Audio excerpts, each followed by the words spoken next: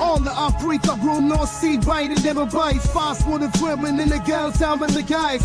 Spin not see black, you right, fight. Omen G, Mac 4, Robin C, Gallon Neck Night. Hot stove talk, Robin C, bringing the hype. EC's alive, plus trust under those in my city life. Right? Queens got the dreams united. On the rag, try bring me stack. Night and under that chocolate flag. Smack that home out the park. Fuck a deafening black. Side game time, Robin CP time to ignite. Under NYC skies, we fight the good fight. Remains cheer in the orange, we unite. Match forever. I'm 50 in sight. Match bright and high. Energy like a live wire. Queen City chance. Passion never tires. Grand slam dreams and paces focus fast. Holding it steady cause we know we gonna last. We the kings of the field. Time to ignite. Under NYC skies, we fight the good fight. Remain cheer in the orange, we unite. Match forever. I'm 50 in sight.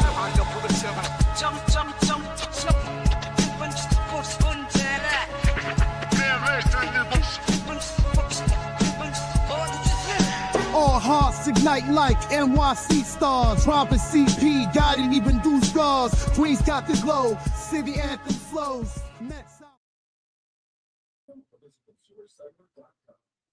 What's up, Mets fans? Welcome back to another Mets Hot Stove Live. It's your boy CP with my co-host Rob. Hopefully I did the intro right. What's up, Mets fans? That was Rob's intro right there. Mine's a salute to everybody in the chat. We appreciate you all being here right now with us. We got 148 people in the chat talking or wanting to talk about Mets baseball. We got a lot to talk about. There's a big elephant in the room as it pertains to this hot stove and these MLB winter meetings. One pitcher is off the board via trade, but you know what? We have to start this stream talking about Juan Soto officially being introduced as a New York Met. He has officially passed his physical, and a contract stipulation that was actually reported by Mark Feinsand is that he must be wearing number 22. So Mets fans, don't expect any change. Again, whether Brett Beatty is here on this team or not, he is wearing 22.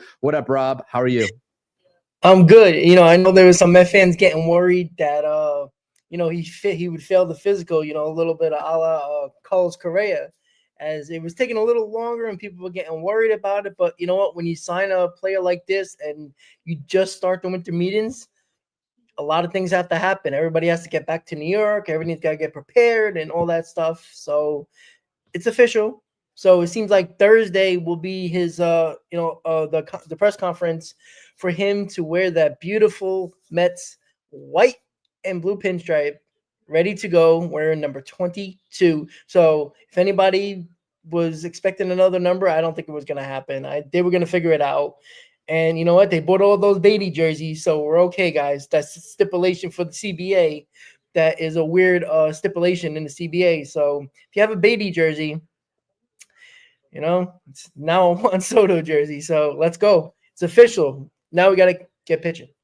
Yeah, get that duct tape ready and just put Soto on the back of it is what my recommendation is. But listen, I got my jersey on pre-order right now. I know Rob does as well. I ended up going because I couldn't find the road grays. I couldn't find it anywhere on the site, so I just went with the pinstripes as well for the New York Mets, the home jersey. Again, such a clean look. And so that is, to get it here by Christmas, I think MLBshop.com was like charging $25 shipping. And I was just like, no, thank you. So, listen, this is, was going to happen. No worries about that from our end. I know that a lot of Mets fans or some Mets fans on X were worried about this being held up by a failed physical or something of that nature. Listen, guess what? This is not Correa 2.0. This is Juan Soto, and he is going to be a New York Met for a very long time. Okay, now to the part of this stream that we all are wanting to talk about. I'm sure everybody in the chat, and by the way, salute to everybody in the chat, whether you're in Rob's chat or my chat, please do hit the thumbs up button for us.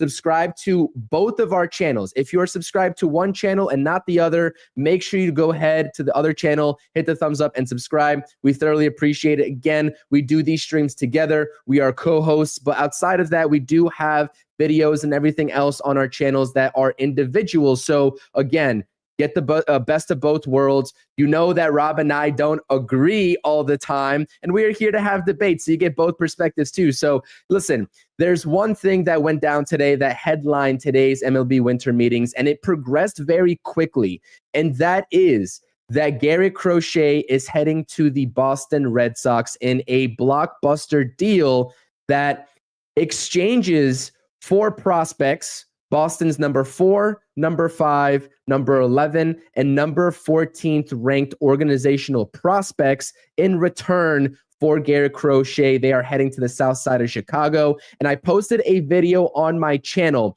an hour and a half before this trade went down. And there was one MLB executive that went on an interview and stated that their team, it was a mystery team, we don't know who it was out on the Garrett Crochet sweepstakes because they were asking for 3 top 10 prospects. Now, it ended up that they didn't really give up 3 top 10 prospects, the Boston Red Sox, right? Because, 11, 14 to end that deal. But why these are in green, number 4 and 5, is that number 4, Teal, is the number 25 ranked prospect in the MLB 100 pipeline, and the number 5 prospect, Montgomery, is ranked, I think, somewhere in the 50s, just 2 spots behind Jet Williams. So again, this is a haul, an absolute haul for the Chicago White Sox. And quite simply, if the Mets were even going to consider offering a deal of similar value, it would have been 100% Sproat and Jet Williams headlining this deal to even keep pace with what the Boston Red Sox gave up. And again, that's how deep this Boston Red Sox farm system is. Number 4, number 5 is equivalent to the New York Mets number 1 and number 2 or 3, give or take. So what do you think on this deal, Rob? Again, David Stearns took to the media, said that they were in constant communication with the White Sox about trying to get a deal done, but simply does not know and did not know where they stood at the time of this trade to Boston being official. What is your initial reactions here? Because I know you were a hard man at work today and you just got back from work and now you're here with us. So I appreciate that. Yeah, I'm upset, but I understand why the Mets didn't do it, right? I completely understand that, right? I get that.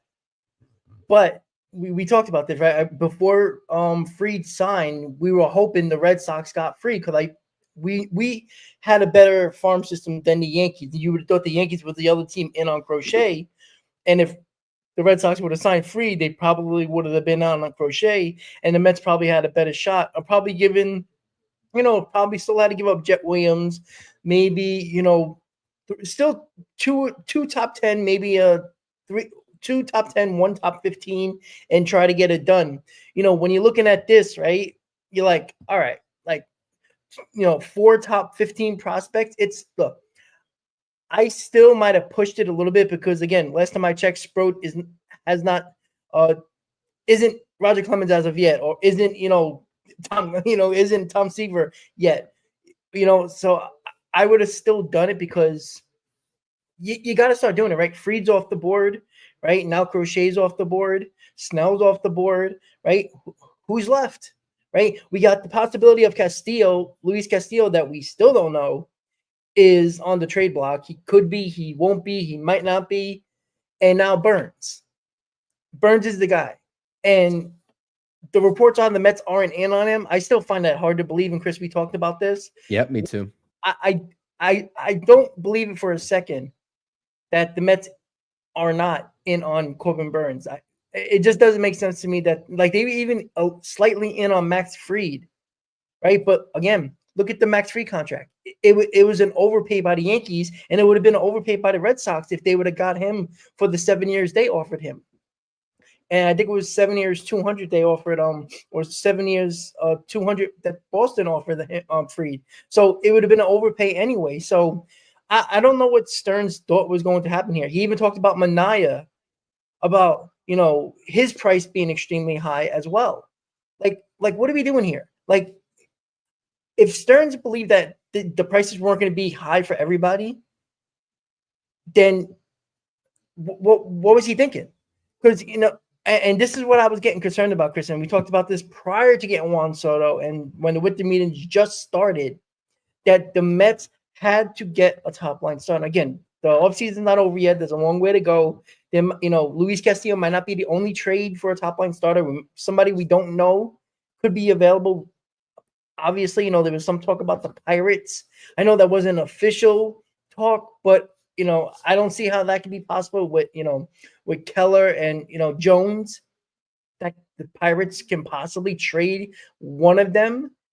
Like, I don't see why they would happening. do that. No chance. Yeah, No chance. I don't believe that either. And even so, right? They weren't willing to give up 4 top 15 prospects, or maybe even 3 top 10 prospects for Crochet, but you're gonna do it for guys like that. Isn't that kind of like a similar elk where Keller is really good, and we know Jones is pretty good, but I mean, what's the difference?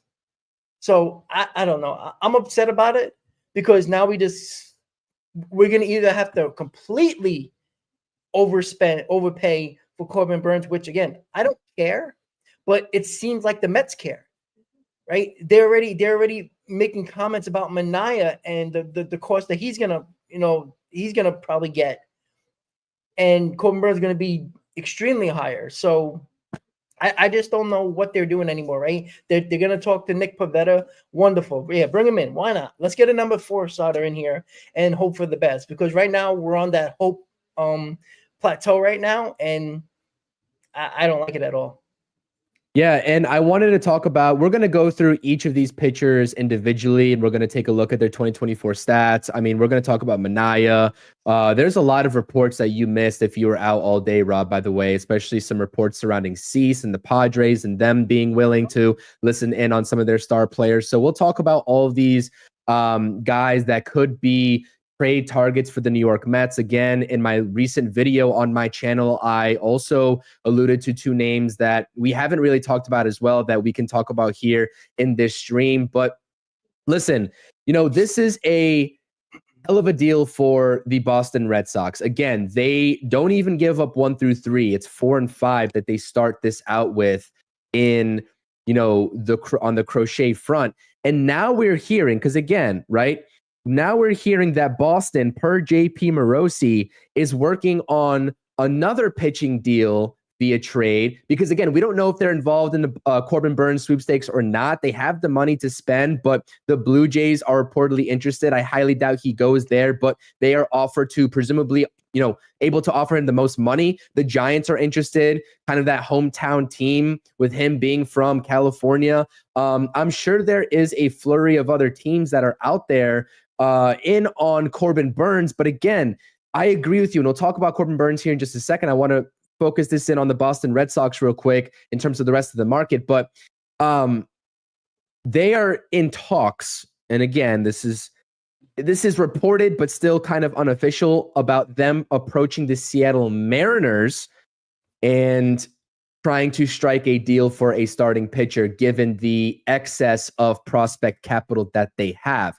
Now, again, the Mariners have 1 through 5 in their rotation, just studs. I mean, that is one of the better rotations in the entirety of the MLB. I mean, that's a top 5 rotation. You could argue that it's a top 3 rotation. And so, they mentioned the Seattle Mariners. They didn't mention Castillo's name specifically. I know that there were some talks before about them trying to inquire about Logan Gilbert as well, but Castillo would make more situational sense. So what do you think of the Boston Red Sox as continuing to be just straight up competition for the Mets, whether it's free agency, whether it's via the trade route for all these pitchers? Because again, if they are willing to open up, their bankroll for starting pitchers and forego the trade route, well, maybe they don't have to go all in on a Corbin Burnes, right? Because they already have their co-ace or ace in Garrett Crochet.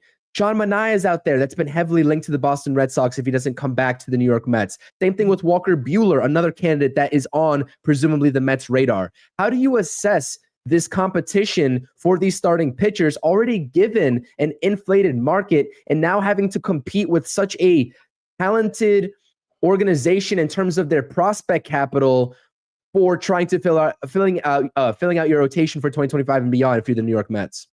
Yeah, if it's Gilbert, if it's Castillo, if it's Dylan Cease, again, the Mets weren't willing to give up 2 top 10 prospects. Like it seems like that, maybe even 3 top 15 prospects. They weren't willing to do that. So I don't see them going a little bit lesser and giving 2 top prospects in the top 10. So here's my problem. The Mets are going to be holding a bag. I don't think they're trading for somebody now that's up in that caliber of top 10. Maybe they can, Luis, but here's the problem, right?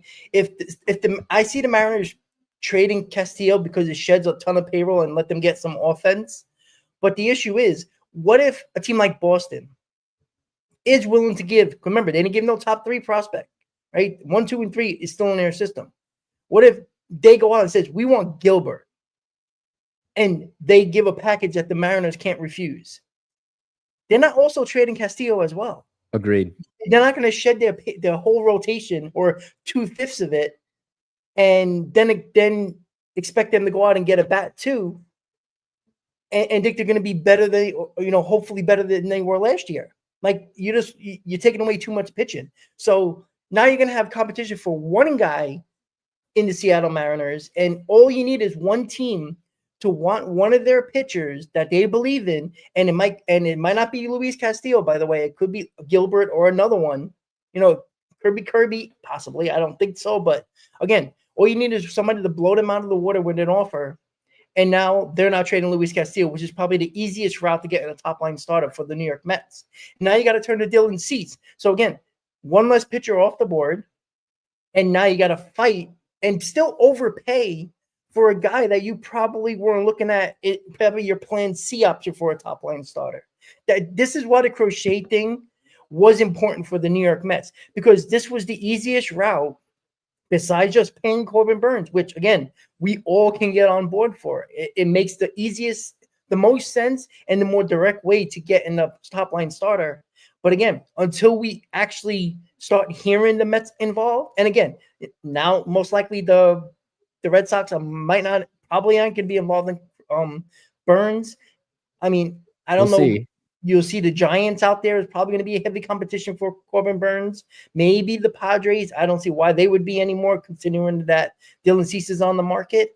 But, one of the West Coast teams are really in the top line spot for Roki Sasaki. And that's why I haven't brought Sasaki up to the Mets at all, because this has nothing to do with the Mets and their pockets. This is what Sasaki wants. Until we know or have a good indication that Sasaki's really looking to become a Met, it's irrelevant to speak about. So again, either the Mets believe that, and if they believe this, then good for them. But I don't. And if you believe in Sproat right now, and that's what they're gonna give you, if this turns out that we're gonna end up getting a Pavetta and a Manaea, I don't want to hear nobody saying, "Oh wow, yeah, that's a good rotation." No, it's not. It's a subpar rotation, and now you have question marks. And guess what? And again, I keep on talking about the same thing, Chris.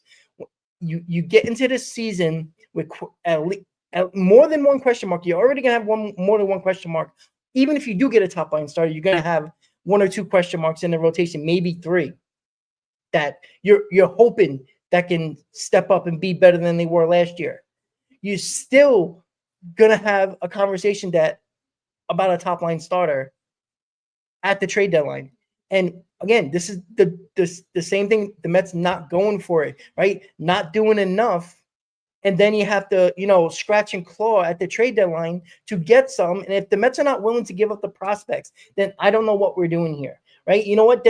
Don't sign Pete Alonso. Put Vientos to first base. Leave Mauricio at third base. You know what? Put Acuna at second and hope for the best, because this is what you're doing here. It makes no sense to me. Rob, I think you're panicking. I think you're hitting the panic button too early.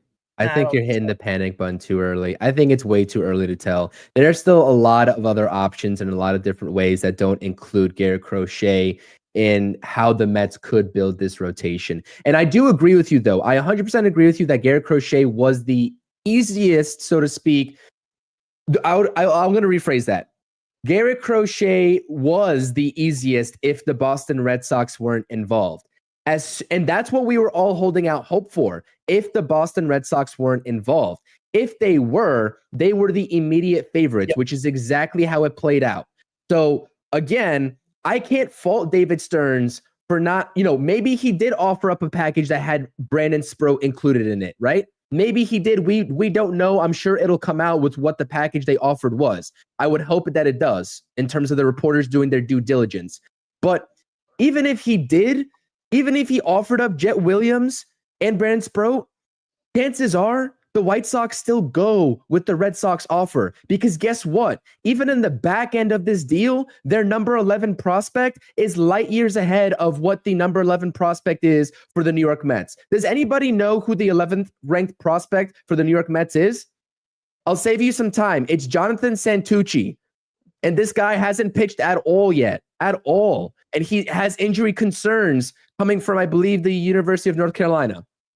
So again, this is a situation where the Mets were outmatched, and we were hoping that the Red Sox weren't involved. That was the only way, in my opinion, we would have gotten Crochet. Going toe-to-toe with the Boston Red Sox in this deal would not be the smart option. That would not be the smart thing. I think it's actually smarter to now pivot to a different trade at this point, right? But I will say on the flip side, Castillo makes the most sense if this Boston Red Sox and Mariners rumor is true, because Castillo has that deal attached to him. Logan Gilbert does not. He's owed like maybe $9 million this year, and he's still in arbitration. So if the Mariners really want to open up significant money, it's going to be Luis Castillo out of all the guys in their rotation, I would have to think.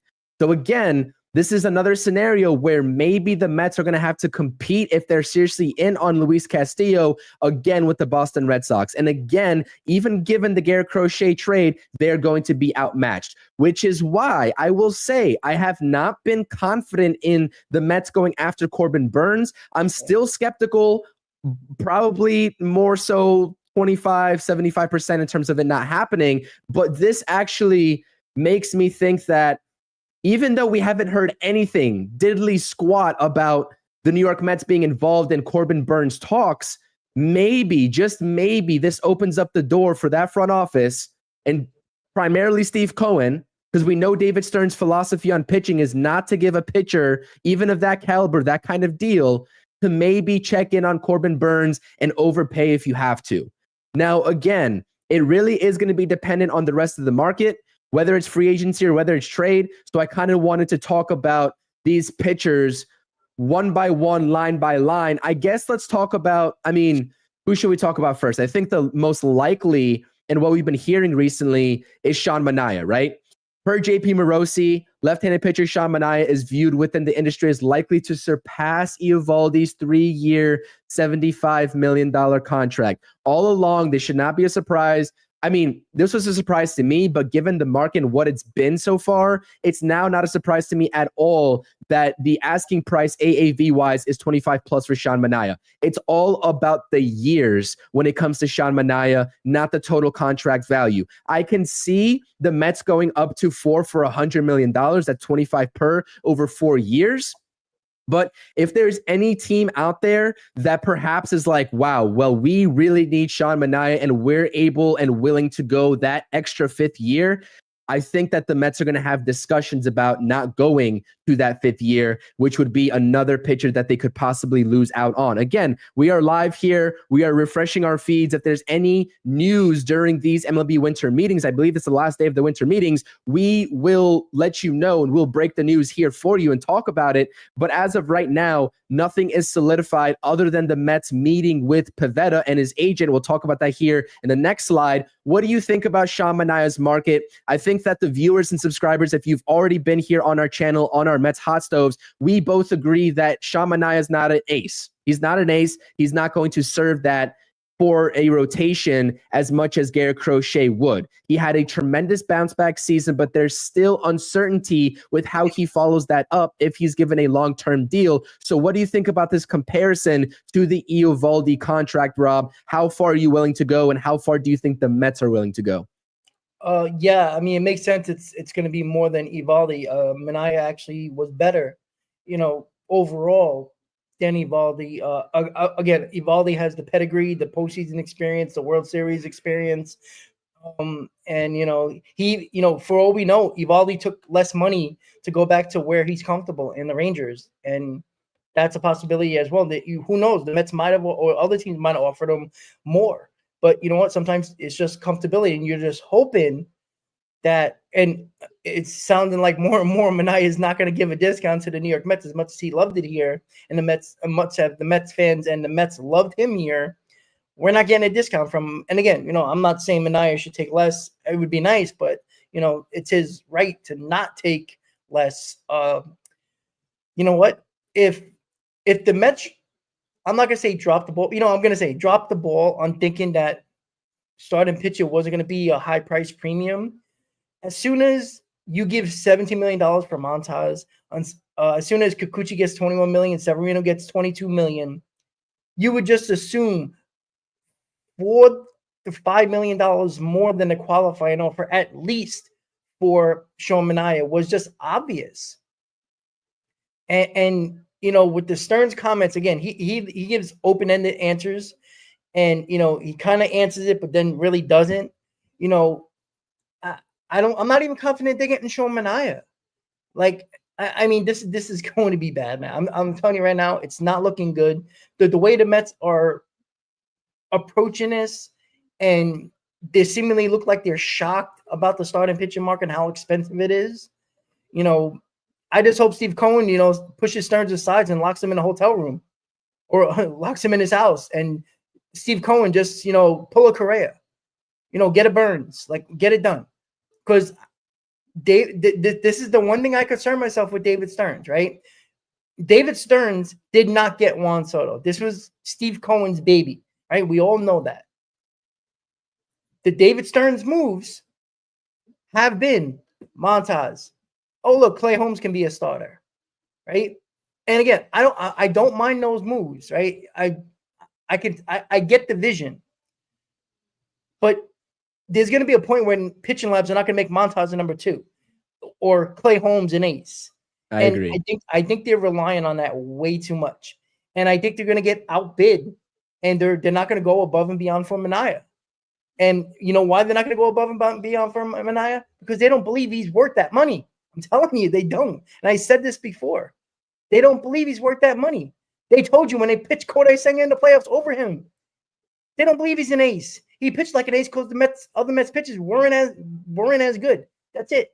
Because the Mets didn't have an ace. They had a lot of number 3s, and Manaea was just better than them. That is because they don't believe in high-priced, long-term deals for pitchers. And I know Sean Manaea can be a 4-year deal, right? It doesn't seem like a lot of years. But, again, Stearns' philosophy when it comes to starting pitching is just not that. And, I was hoping because he had the deep pockets of Stearns that he would get that ace with probably not much of a fight. And, after getting Juan Soto, I feel like they, what is the point then? What is really the point of getting Juan Soto if you're still going to just penny pinch for certain pitchers or most pitchers? Because right now, look, it's only December 11th. I don't want to just. I was going to say, Rob. But honestly, how much confident were Met fans that they were going to get a top line starter? No matter who it was, if it was Crochet, Fried, Burns. I know Burns is still out there. One of the Cease is out there. One of the pitchers of the Mariners is still out there. Are you confident today that they're going to get a top line starter the way it's been? I am. You're more confident than me. 24 hours ago, I was more confident. Now, I'm not too sure. You were all in on Crochet. Let me backtrack. That might be the funniest thing I've heard today, Rob. You actually genuinely made me laugh. David Stearns in a room. Lock him up, man. Man. I think we all needed a little bit of comedic relief at this point. I actually might have a laughing attack here on the stream. I'm not gonna lie to you. That is the funniest thing I've ever heard. Listen, man, I've said this so many times, and I said it yesterday when we did the stream. I'm gonna say it today. I don't think David Stearns even is naive to the fact of what the New York Mets need at this point. I don't think he's naive to that fact. it's going to probably look like a different route than we all expected in terms of getting that frontline starter. But I again, I'm not going to question or even insult this guy's intelligence in terms of building a competent rotation that can at least compete for a World Series at this time on December 11th. Again, the winter meetings, I will preface this, and I know that you know this, Rob, they're not the end all be all at this point. There's a lot more moves to be had, and we will see top guys that aren't moved or aren't signed past these winter meetings and take another day or two, maybe even another week or two to figure out what their market actually is before they put pen to the paper. So I do understand the worry at the end of the day. We are Mets fans at the end of the day, and I understand the panic, especially when Boston, right, who really needed pitching, that was their need coming into this offseason, have now addressed it. But you know what? Before the Garrett Crochet sweepstakes and trade went down today, I looked at and I saw so many Boston Red Sox fans on my timeline on X panicking the same way we are right now because they lost out on Juan Soto, because they lost out on Max Fried. They were in the same situation and now they're happy. All it takes is one move, and I do think this front office is going to come through for us, whether it's Stearns, Cohen, or both, because I do think they are working in tandem. So I will say that first and foremost. But I agree with you, man. Honestly, I think the Mets max for Sean Manaea is 4 for 25. I think that's the max. And, you know, as much as I like Sean Manaea, I don't think he's worth that 5th year if anybody decides to give it to him. I do not think that with what we saw in the short sample size in one season, right? In 2024, again, he had a great season. You see the statistics on your screen: 12-6, 3.47 ERA, and a whip that was approaching 1 flat. That's a hell of a season. Particularly adjusting your mechanics midway through the season and also taking on an ace type role in a rotation you were never supposed to be an ace in. So hats off to Sean Manaea. He's going to get his bag. But 4 for 125 per is my absolute max and sweet spot right there for a Sean Manaea contract. So again, we don't know exactly what Sean Manaea's market is. I know that Boris was talking about him just a little bit and saying that obviously teams are interested, a multitude of teams. We don't know exactly who they are, but at this point, I think it's a given in terms of the actual years, maybe not the AAV, but definitely the years that he will surpass the Eovaldi contract. 3 years for 75, who was also on the Mets radar, by the way. We talked about Eovaldi before he went back to the Texas Rangers. So yeah, that's that. Okay, let's progress this conversation forward as I try not to think about and laugh about locking David Stearns in a room if you're Steve Cohen. I will fix this slide here 1 second. I apologize about that. But talk a little bit about Walker Buehler and Nick Pivetta, who the Mets are meeting with Pivetta and his agent today. Speak a little bit about them real quick while I fix up the slide. Yeah, Pivetta doesn't excite me. Another number 4. That it really doesn't excite me. You know, Buehler is intriguing because he has ace-like stuff. You know, we've seen him be an ace, you know, coming 2 years after Tommy John. You know, there is a lot of intrigue there, right? But I said he's gonna get 2 for 50.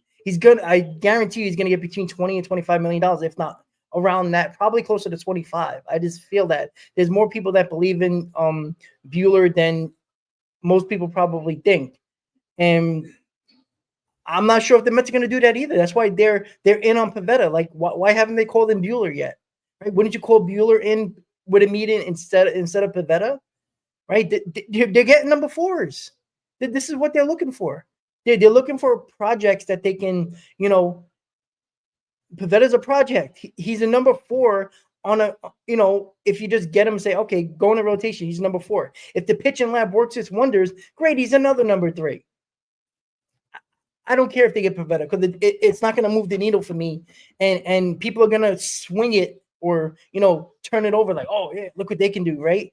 They're relying on the pitching lab too much. And it's completely obvious at that point. They're not willing, you know, again, we don't know the offer that the Mets gave Crochet or for Crochet, but again, it better not be, you know, underwhelming, because if it is underwhelming, then we got a lot more problems to talk about with David Stearns when it comes to giving up prospects than we originally thought. If it was a massive offer and they just took the Red Sox offer, what are you gonna do, right? Maybe I'd be less panic mode right now. But again, the Mets are probably gonna sign Pivetta. I guarantee you, wake up tomorrow or even later tonight, and they sign Pivetta.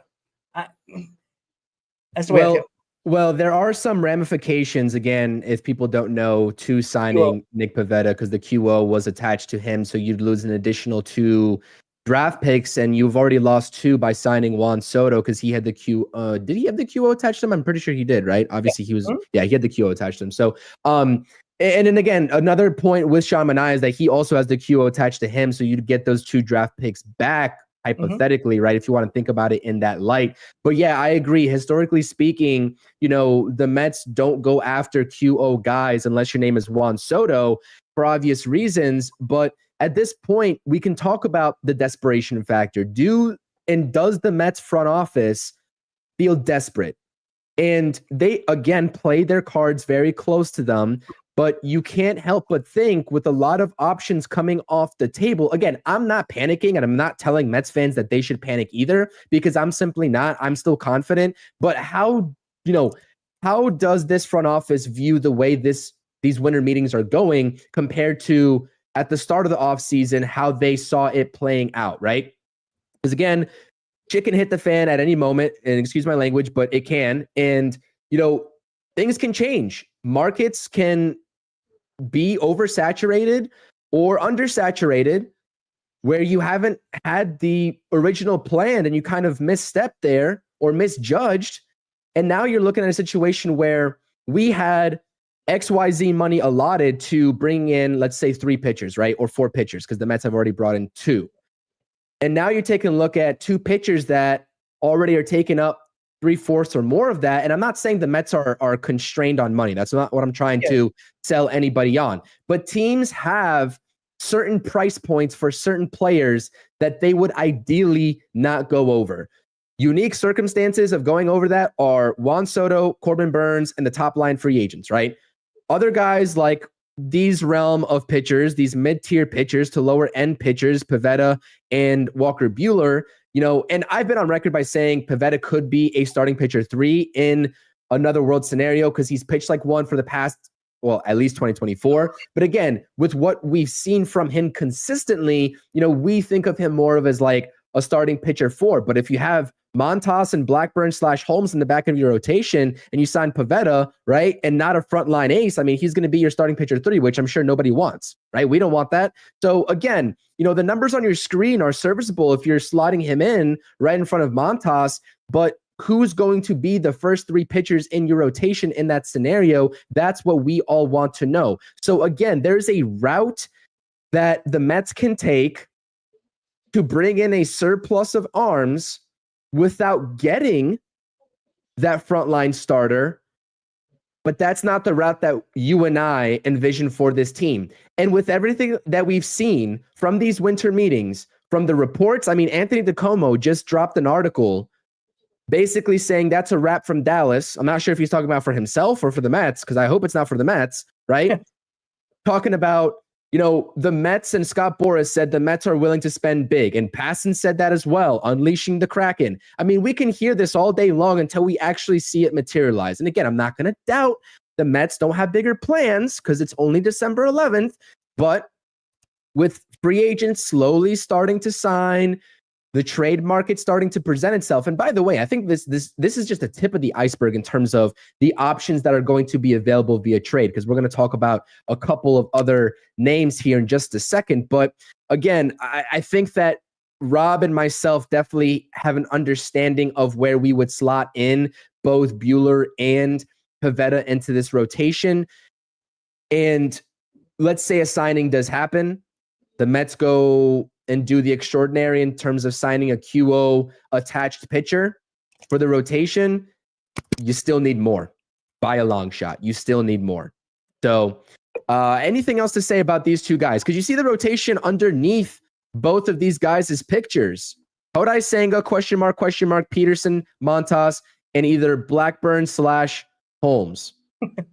That's, and again, 2 spots that are question marks, but that seems like a mountain to climb in this free agency at this point, right, Rob?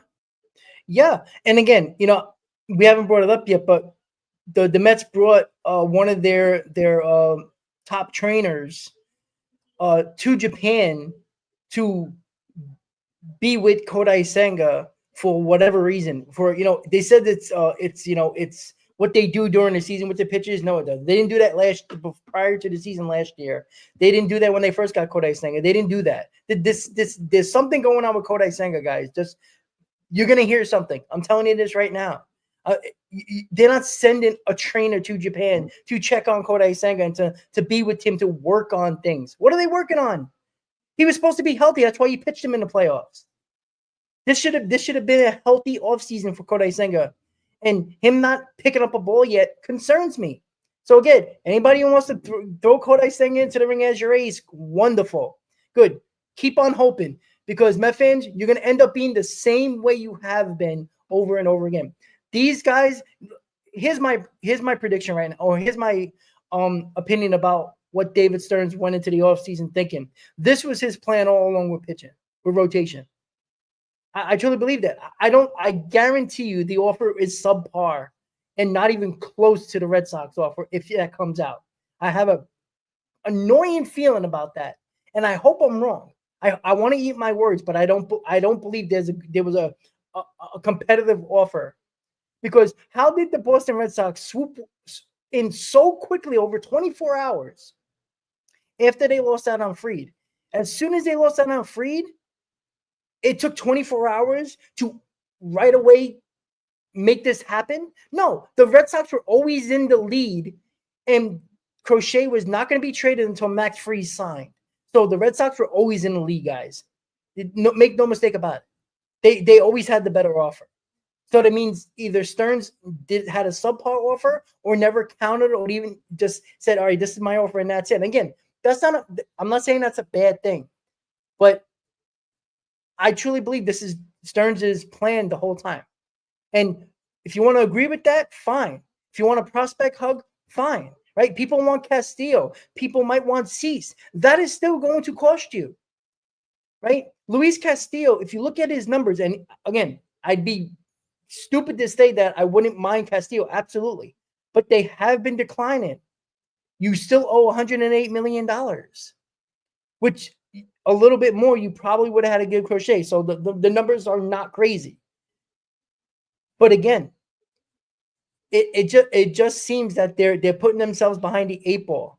Because if you don't get any of these guys, you're going to be looking for a guy like that at the trade deadline. And these two guys that you just brought up, Chris, is one of the guys the Mets need to get. One might be easier to get than the other, but I mean, Burns is the easiest one to get. I'm sorry to say Burns is the easiest one to get because the Mariners, right, the same way they pulled a fast one when the Mets got Diaz and Cano and made us give up our number 1 overall prospect. I'm not saying Stearns is going to do that. Like, I don't think he's going to fall and be stupid like, Brody Van Wagenen, but the Mariners don't have to trade any of their pitchers, right? Yes, they would love to shed that payroll of Castillo to get a bat in there, but I don't think they're desperate to do it. And that's the issue, Chris, that I think the Mets are going to fall into, unfortunately. You're still on mute, Chris. I was on mute. It's been a long day. So yeah, no, I agree with you in terms of Burns being the easiest guy to get. And let me preface this by saying, because there's so many Mets fans that want to tell me there's nothing that we've heard about the Mets and Burns. Nothing. I understand that. I'm listening to these reports too. I'm not out of the loop. I understand that we have heard nothing, zip, about the Mets being linked to Burns. And I understand that this I'm saying would, because again, I still think it's a long shot, but I don't think it's a 0% chance, be out of the realm of what David Stearns usually does. This is not up his alley. He's never done this for a pitcher. He hasn't had to, but again, it just doesn't seem with his philosophy and where he comes from in terms of being in the Brewers organization, doesn't seem up his alley. So And we haven't even talked about the numbers with these guys, but obviously Burns is the 1A option for any team to sign. What would you at least, if the Mets, and for some people that I've interacted with, I have to emphasize the word if, because I think some people think that we're speaking in definitive terms at all times, which we're not. We're trying to bring in all possibilities, whether they're realistic or not, of which avenues the Mets can go down. So I want to preface this conversation by saying that if the Mets were in on Corbin Burns, right? They were never in on Max Fried, reportedly. They were in on Garrett Crochet, failed to give up the prospect capital to make the deal happen. Don't blame them for it, again, with how it played out with Boston's offer. But what would a contract in your mind look like for Corbin Burns? And I want to also just caveat this, because I see a lot of people suggesting that Corbin Burns would take a low or a high AAV, low year deal. There's no incentive for him, especially at this stage in this market, to do that. He's what, 30, 31 years old right now. If he took a 3-year deal, opt out after 2 or something like that, something stupid like that, he would be 33. And at that point, he's leaving a ton of money on the table in his next contract. So that's not happening. I hope that we can get past that conversation. It's just not happening. Given what Max Fried just got, and the MLB Network analysts and reporters have been saying the same thing, given what Max Fried just got, Corbin Burns is probably going to get more in terms of the years, or just around the same. You're talking 8, 9. If a team goes crazy, maybe 10, which is insane to think about. Paying a pitcher until they're 40 years old. Ask the Mets. They know that all too well about how that goes. So what would a realistic contract look like for you? Because, I know that it's a long shot as well, but I'm not ruling out the possibility that some team makes him the highest paid pitcher in MLB history, surpassing Yamamoto's $325 million, depending on the years. So you're talking about AAVs that are around the $35 to $38 million range over either 8, 9, 10 years. I mean, you do the math.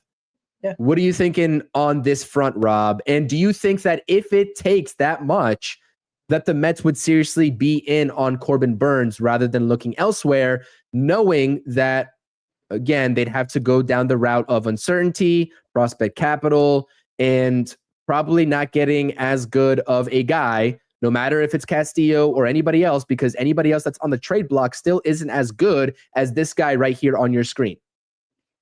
Yeah, I think Burns is getting a 9-10-year deal. He's going to get the highest contract in any pitcher in history. He's going to get it, right? He's better than everybody else that was on the market. When Fried got an 8-year deal, that automatically gave Burns probably a 9 or 10-year deal, probably north of $30 million. You just assume it would be, even if it's 10 years, it's going to be 326 to make it the highest pitcher ever to get a contract in baseball like that. So again, if the Mets are willing to do that, man, I'd be ecstatic if they would do that. But I just don't see him doing that. Like, why didn't they could have done this a week ago? They could have done this the start of the winter meetings right after Soto was done. This could have been an easy situation where, again, this sounds crazy, Chris, but if they're willing to spend money on one more big free agent, and this includes Alonso, if it's between Alonso and Burns, I go Burns, because with Soto and even without Alonso, the offense is going to be good, very good. And I feel like the Mets are choosing Alonso over Burns. And I know Burns is going to be making a hell of a lot, probably $150 million more than total contract for with Pete Alonso.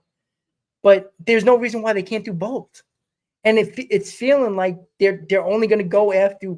It feels like Alonso's going to be their only other big signing. And again, I take Alonso back. That and Soto is a dynamic lineup with everybody else that's in that lineup. And I don't know, man. It's Like plan A, I feel like is out the window with Burns, Alonso, Soto, right? We got the big fish, man. Go for it, man. Go for it. Like you can mess around so many different ways with the rotation with a bunch of four ERA guys, 4.5 ERA guys, and let the pitching lab do its work for those guys to get them to be a number 3 at best. Maybe a Mania type would happen again. But at least you got the top line starter where every 5th day you're getting one of the best pitchers in baseball pitching it for your team. And you have an easier chance of winning during the season and not have to struggle. I feel like it's going to be a struggle if you don't do what you need to do. So I don't know, man. I don't think it's going to be Burns. I find it hard to believe the Mets are going to make Burns the highest paid pitcher in baseball. I mean, I thought it's probably a simple answer. Starting the winter meetings, I thought it was a simple answer. Yeah, of course the Mets are going to be in on Burns. Why wouldn't they give him the most money? But I don't see that happen, and I hope Stearns shuts me the hell up. And again, I'd be the first one to come on here and say Stearns shut me up. But it's looking more and more likely that he's choosing Alonso over Burns because it looked like they're going to make one more big sign-in for this team, and it's going to be Alonso probably. So, which is okay. It's just not enough. We'll circle back on the Corbin Burns front. I don't have graphics up for these two pitchers, and we kind of mentioned them from the Pittsburgh Pirates already, and Mitch Keller and Jared Jones. I'm still very doubtful. I'm still taking this report, I should say, with a grain of salt. But Just Baseball, Just BB Media, and this report comes directly from Noah Hiles, Pirates beat writer, stating that the Pirates are open to the idea of trading Keller and Jared Jones, and it's reported that they are very available. Very available. Not for the Mets because they're not willing to give up prospects. So, listen, man. Keller's okay. I think Keller's okay. He's not a top line starter. I don't think he's a top line starter. He would fall into your starting pitcher 3 realm. He's a workhorse. He'll eat the innings for you, but he's not a frontline starter. Jared Jones. This guy, like, in the limited times that I've seen Jared Jones, has elite stuff. And he also has a couple of years of control left. So I'm kind of wondering why the Pirates would even entertain that, given that they have Skeens as well, unless they're going to make a full run at Sasaki, which, again, it is possible, but how can you bank on that? And even if that's the case, why wouldn't you just have a 3-headed monster in your rotation with Skeens, Sasaki, and Jones? But Mitch Keller, I understand, I get it, but like, why from the Pirates side of thinking, their side of the fence, why would they be open to trading Jared Jones? I got no idea. Yeah, I think because the Pirates are not going to spend on the big bat, and the easiest way to probably get top position player talent, even if it's top prospects that are probably, they probably want ready-made prospects position player-wise so they can add to their lineup without spending money. And I think the only way to do that, Keller's not going to bring you enough. I think Jones, and again, I do not see the Mets getting Jones. If they're not willing to give up for Crochet, they're not going to give up for Jones. There's a lot of question mark for Jones as well, right? Not a lot of innings there either. So if anybody wants to bitch him on about Crochet's innings, don't give me, oh, well, Jones is better. How do you know that? He didn't pitch a lot of innings in his career yet. So we're going to go that route. So let's not be a hypocrite when it comes to about innings. So Jones is not happening for the Mets, guys, unless David Stearns believes in Jones so much that he's willing to give a similar package, if not better, for Jones over Crochet. And again, do it. I don't care. I truly don't care. Mitch Keller is not going to make me jump out of my seat like a Juan Soto deal or even a Burns deal. Right? Mitch Keller is solid. I could definitely see him making strides to be a number 2. And listen, it's better than what the other alternatives are, in my opinion. But again, God, I don't know. I don't know what the hell. I think that's the reason for the Pirates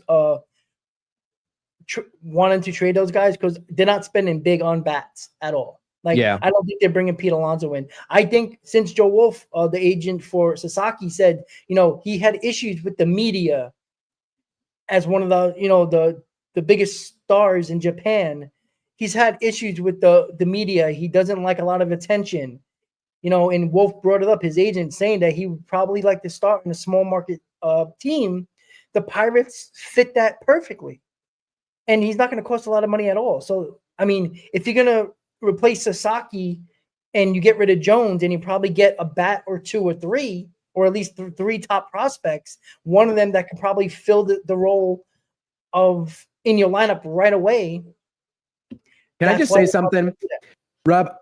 I think you're underestimating the willingness of David Stearns to part with prospects, because they were in the discussion with Garrett Crochet for a long time. Like, they were consistently, that's already been reported, that they were in constant conversation with the White Sox for Crochet. It just so happened that a team that has a farm system times 3, maybe even times 4, better than the New York Mets, swooped in and got him. I think that David Stearns is willing to trade prospects. I think that he also stated that probably when we reported it 2 days ago on our stream. So none of these guys are off the table that we're talking about right now. That's fine, but right now he has not. And until he does, he doesn't get credit for that at all. Why are we giving credit for something that has not happened yet? Like we can give credit for Stearns for a lot of things, and I trust Stearns. But again, he had an opportunity when the Red Sox were, on hands and knees to get Max Fried. He could have swooped in and gave the White Sox a no-brainer offer and don't play games. You don't think the White Sox would have just waited for the Red Sox to see if they got him or not?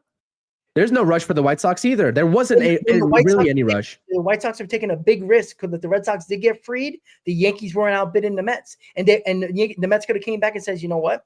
We're not worried anymore because we might give you less now because the Red Sox were the biggest threat, not the Yankees.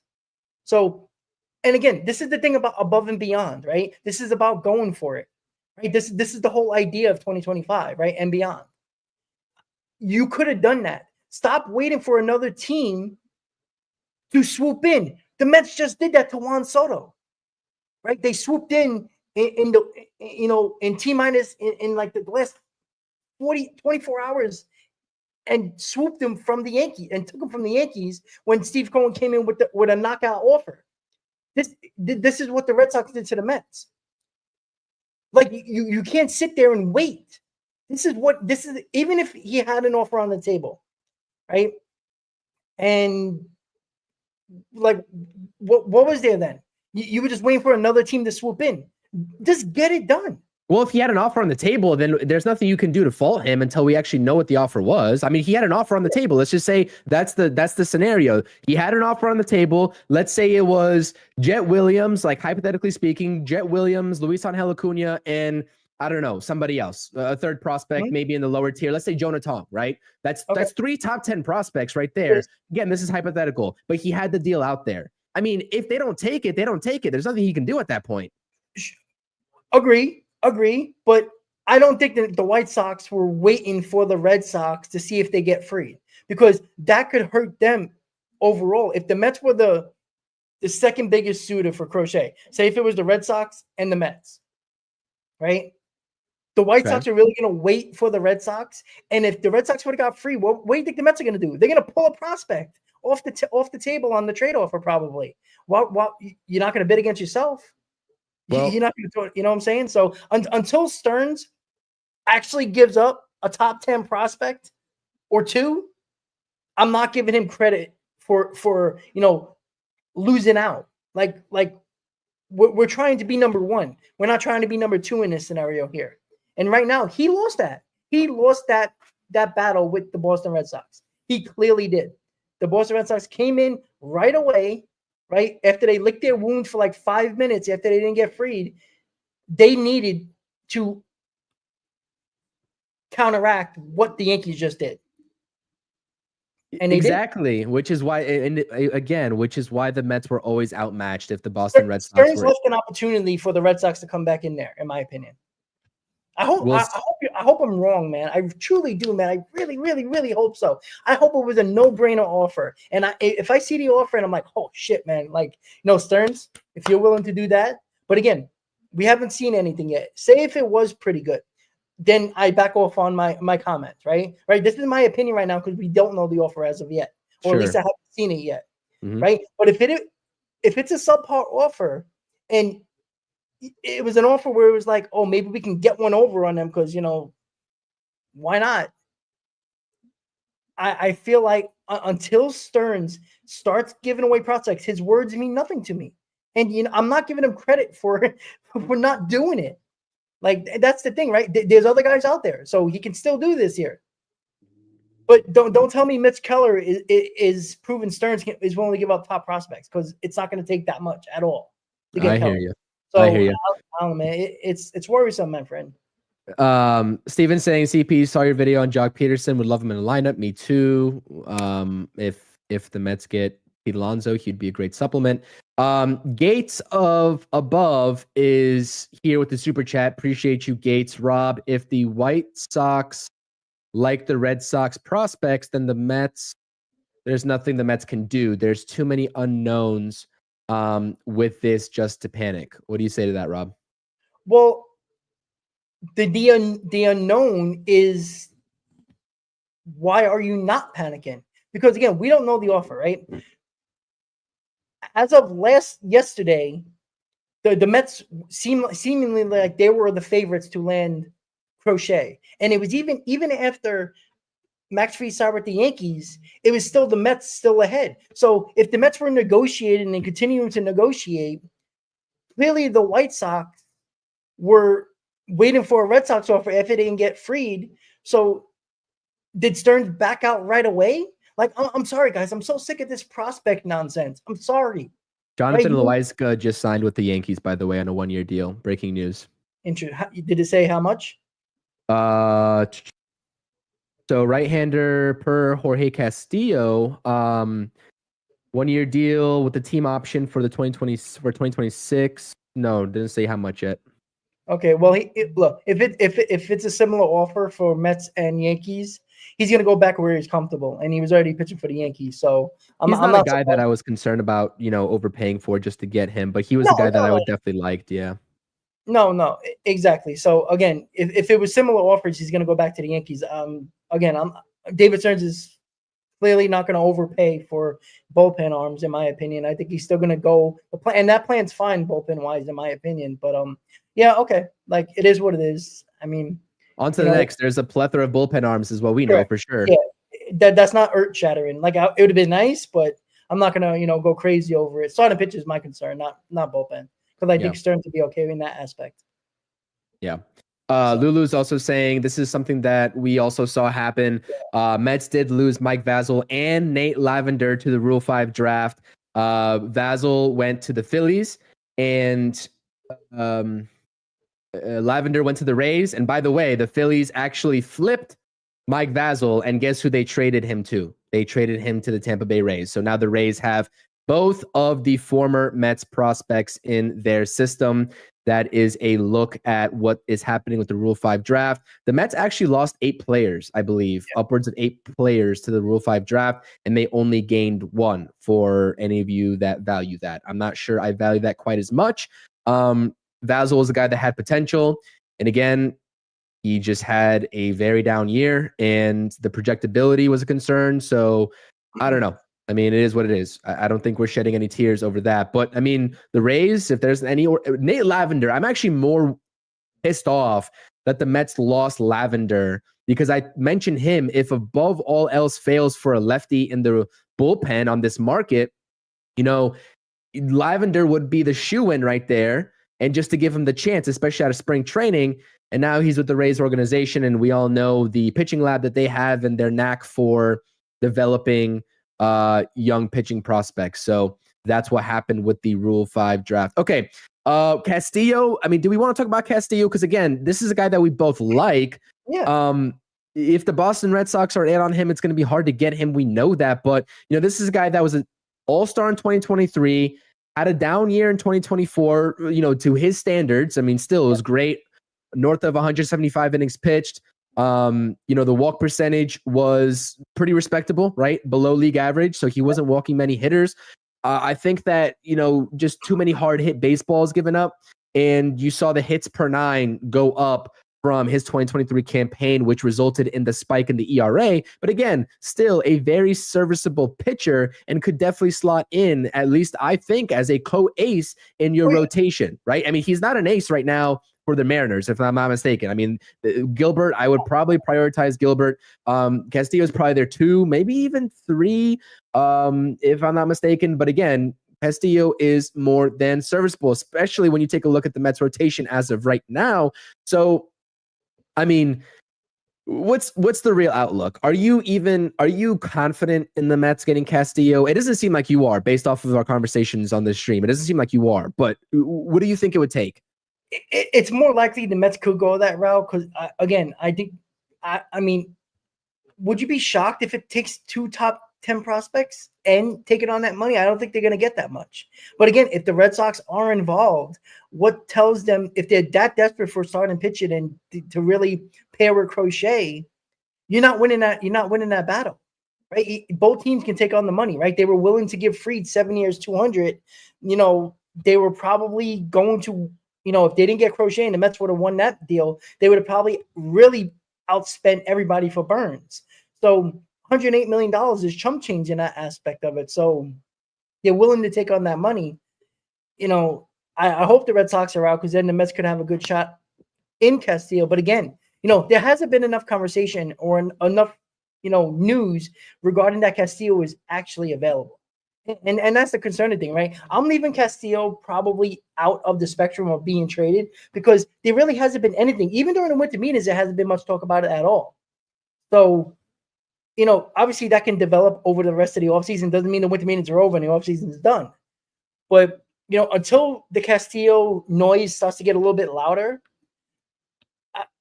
Burns is it right now. And yeah, you can talk about Jones from the Pirates, but that's 2 guys. Jones is going to cost you probably a lot more, if not very much the same type of package, because now the Pirates have something to work with what the Red Sox gave up for Crochet. So if they want anything similar or more for Jones, are the Mets going to do that? Probably not. So what are we looking at here? Burns or Keller? We know the obvious choice is. And I feel like the Giants are going to go get Burns, to be quite honest with you. He's a Northern Cali guy. They're going to outspend. They need stars there. They've been trying to get him for years. They were willing to outpay the Yankees for Aaron Judge 2 years ago. So they're willing to spend money. They just give Willie Adames a massive contract. Giants are the favorite to land Burns right now. And unless if there's similar offers, wouldn't Burns go back home if the Mets are not going to outbid? Because I think whoever gives the most money to Burns, that's where he's going to go. So are the Mets going to go $5-10 million more to come to the Mets or go back home to Northern California? So, well, you think he has a chance to go to the Jays if they offer him the most money? I don't. Toronto has to be like $700 million to get. But I don't think these guys want to go to Toronto. And there's and for the problem, and I don't think. Well, I think we understand that, but I don't think the Blue Jays fans understand that location is more of a problem. The money isn't the issue. People don't want to go to Canada.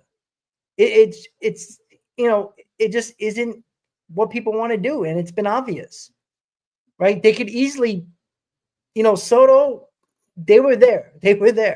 But I think they would have had it been, and if the Mets weren't going to get outbid for Juan Soto, then the Blue Jays couldn't do nothing about it.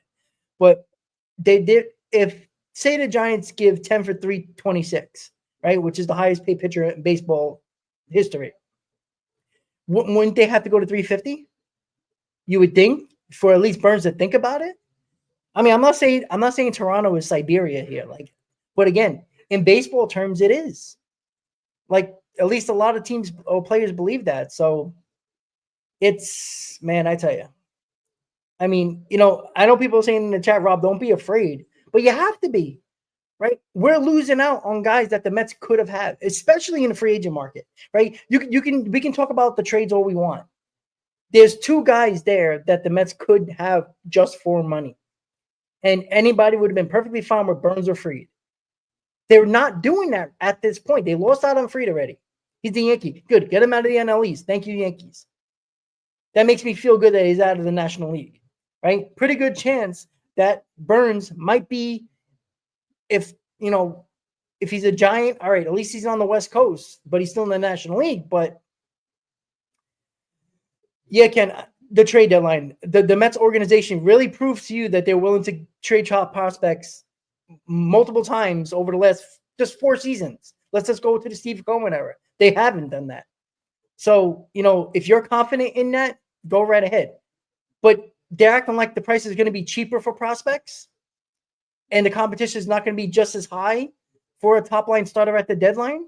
So that means you're willing to have an April and May possibility. If the Mets have an April and May like they did last year, I'm not saying they will, but if they do, now we got to work our way back, and on top of that, do massive moves at the deadline. And you're willing to go into this year with question marks. It's stupid. It's stupid. Sorry, Ken, I only saw that comment. So you're talking about 2022. Yeah, they dropped the ball every trade deadline. And if you don't believe that, then you're just lying to yourself. And why do I believe that they're going to do it this year? I don't. I truly don't. Again, they have to prove it the same way the Wilpons had to prove to Met fans in 2015 that they were willing to do what it took to get Cespedes. When they finally did it, most Met fans almost fainted because they couldn't believe it. Until they give up prospects, either in this offseason or do it at the deadline, which they haven't been willing to, even in the off seasons, when it's probably easier to do so, to solidify your roster, they have not done it. They dropped the ball. And the confidence level should not be there for a trade acquisition, especially at the trade deadline. And, maybe I hope I'm wrong. Again, this is not me, manifesting that it happens to make me right. I hope I'm wrong. I hope I'm dead wrong. But at this point, it hasn't happened yet. And until it does, and that's why spend it on the free agent makes so much more sense, because it gives you less. You can use those prospects for more needs.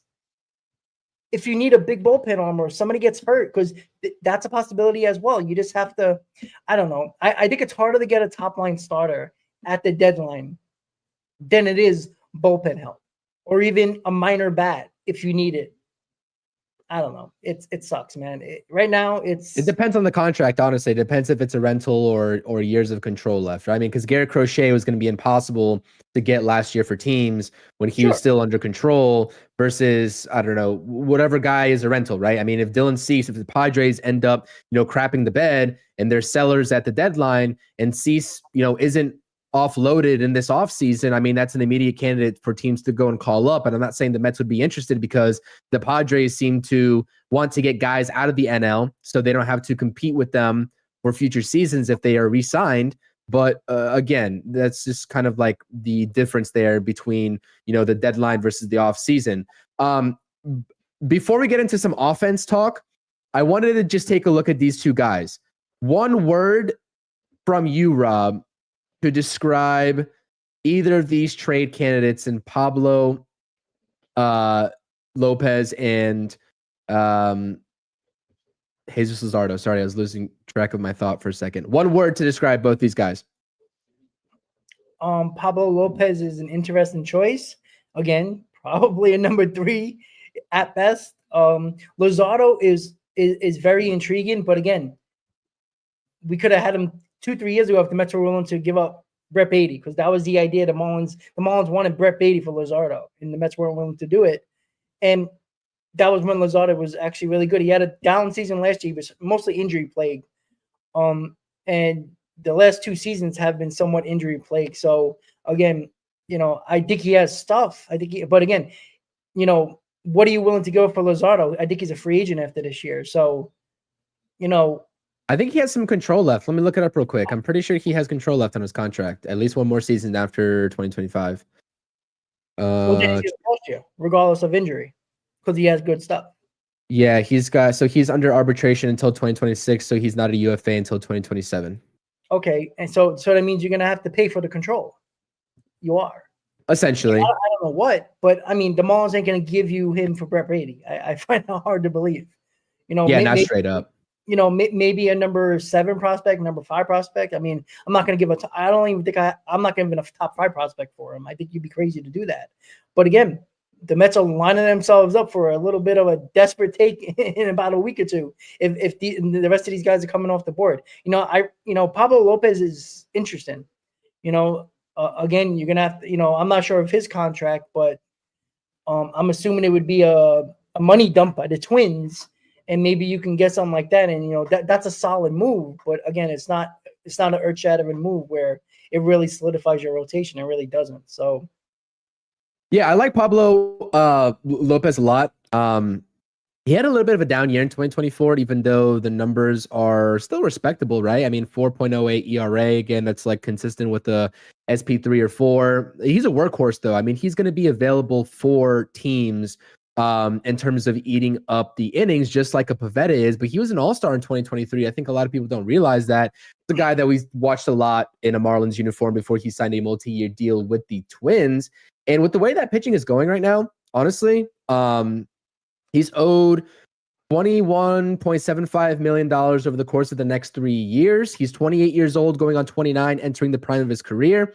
I think he could be a sneaky good addition, depending on what the Mets send over. Luzardo has more upside, but again, there's just so many concerns with Luzardo. He has electric stuff. I mean, the fastball from the left side, slider, changeup combination, and a sinker, right? We all know David Stearns loves, sinker ballers, a la Sean Manaea from the left-hand side, who really used that sinker to have a career year. Manaea did. And so, if you get him in the doors, if they believe in Jeremy Hefner, like the rest of this league seems to believe in, I mean, who's telling what could happen if you bring in Jesus Luzardo? But again, I think Beatty would be in that deal because the Marlins are reportedly interested and have been interested in the past in Brett Beatty going back to last offseason.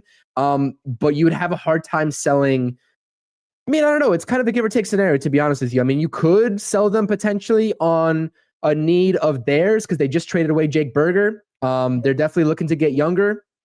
And given Luzardo has injury concerns, maybe that is enough where the Mets could sell them on Beatty straight up. I would definitely do that. But if anything, it wouldn't take that much more than Brett Beatty, in my opinion. I mean, some lower end prospect or something like that would go back in return. So, I think Luzardo is. I'm struggling to even imagine which one I'd rather go down, the path I'd go down with these two guys. Because again, you're talking about projectability versus the sure thing. Lopez being the sure thing versus Luzardo being the projectability. But I think that either of these guys would fill a need if you don't want to give up the money capital for a guy like Sean Manaea. I think that Sean Manaea projects right alongside both of these guys, more so maybe a Pablo Lopez. Depending on, I'm just talking about in terms of production that you could see over the next 3 seasons from both guys. But I think Lopez is underrated, and I think he's better than a lot of people give him credit for. A lot of people see 4.08 ERA and be like, okay, not interested. Why are you showing him on my screen? But he's a solid pitcher. And he has a lot of good experience. So I just wanted to introduce that conversation before we get into some of the offensive reports that we've seen here. In terms of some of the other guys, Scott Boras, etc. Anything else here on the pitching front from you, Rob, that you want to hammer home to the audience? Yeah, so a lot of people in the chat are talking about Alcantara. Again, he's been injured the last 2 seasons. He had arm issues in 2023, and then they found out in 2024 it was Tommy John. So he hasn't pitched in 2 years. Everybody wants him. He hasn't pitched in 2 years. So if you want to hold your hat on a guy who's been injured the last 2 seasons, again, electric stuff. But he has not pitched in 2 years, basically. If you want to put your hat in that market, and again, he's under control for 2 more seasons with a club option. So you would say, and that club option is for $21 million. So you would have 3 years of control. He's not coming cheap either. Again, guys, until Stearns gives up these prospects for that, I don't believe it's going to happen. Why are we not paying attention to the elephant in the room here? Stearns has not given up prospects yet, right? Regardless of if he lost to the Red Sox or not, he still wasn't ready to give enough prospects to do so. I don't see him doing that with Alcantara either, and his question marks with injury with Alcantara, right? Are we still dreaming here like we saw Alcantara pitch? He hasn't pitched since 2022. Like, come on, guys. He has not pitched since 2022. Like that's where we're leaving our hats on. Let's score 6 runs per game, but let's give up 7. This is what we're doing here. There's no guarantee that Alcantara is going to be as good as he was 3 years ago. We don't know that. We're living in the past here again. What are we doing? I would still trade for Alcantara. I'm sorry. I would still do it. If you're willing to give up top prospects for a guy who hasn't pitched in 2 seasons with the capability of him being good, if he's healthy, right? Why not just do it for guys that were already available, that already pitched?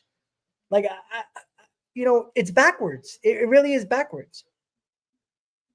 So it's weird. It really is a backwards way of going about this offseason, right? The money's there.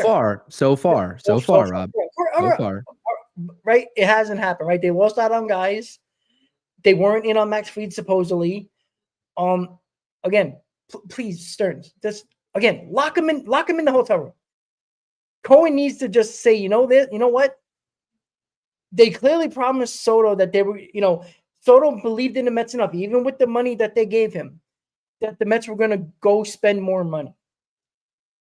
Right? I don't think Alonso's enough, but that's your opinion to have. If you think it's enough, it's enough for the lineup, not enough for the rotation.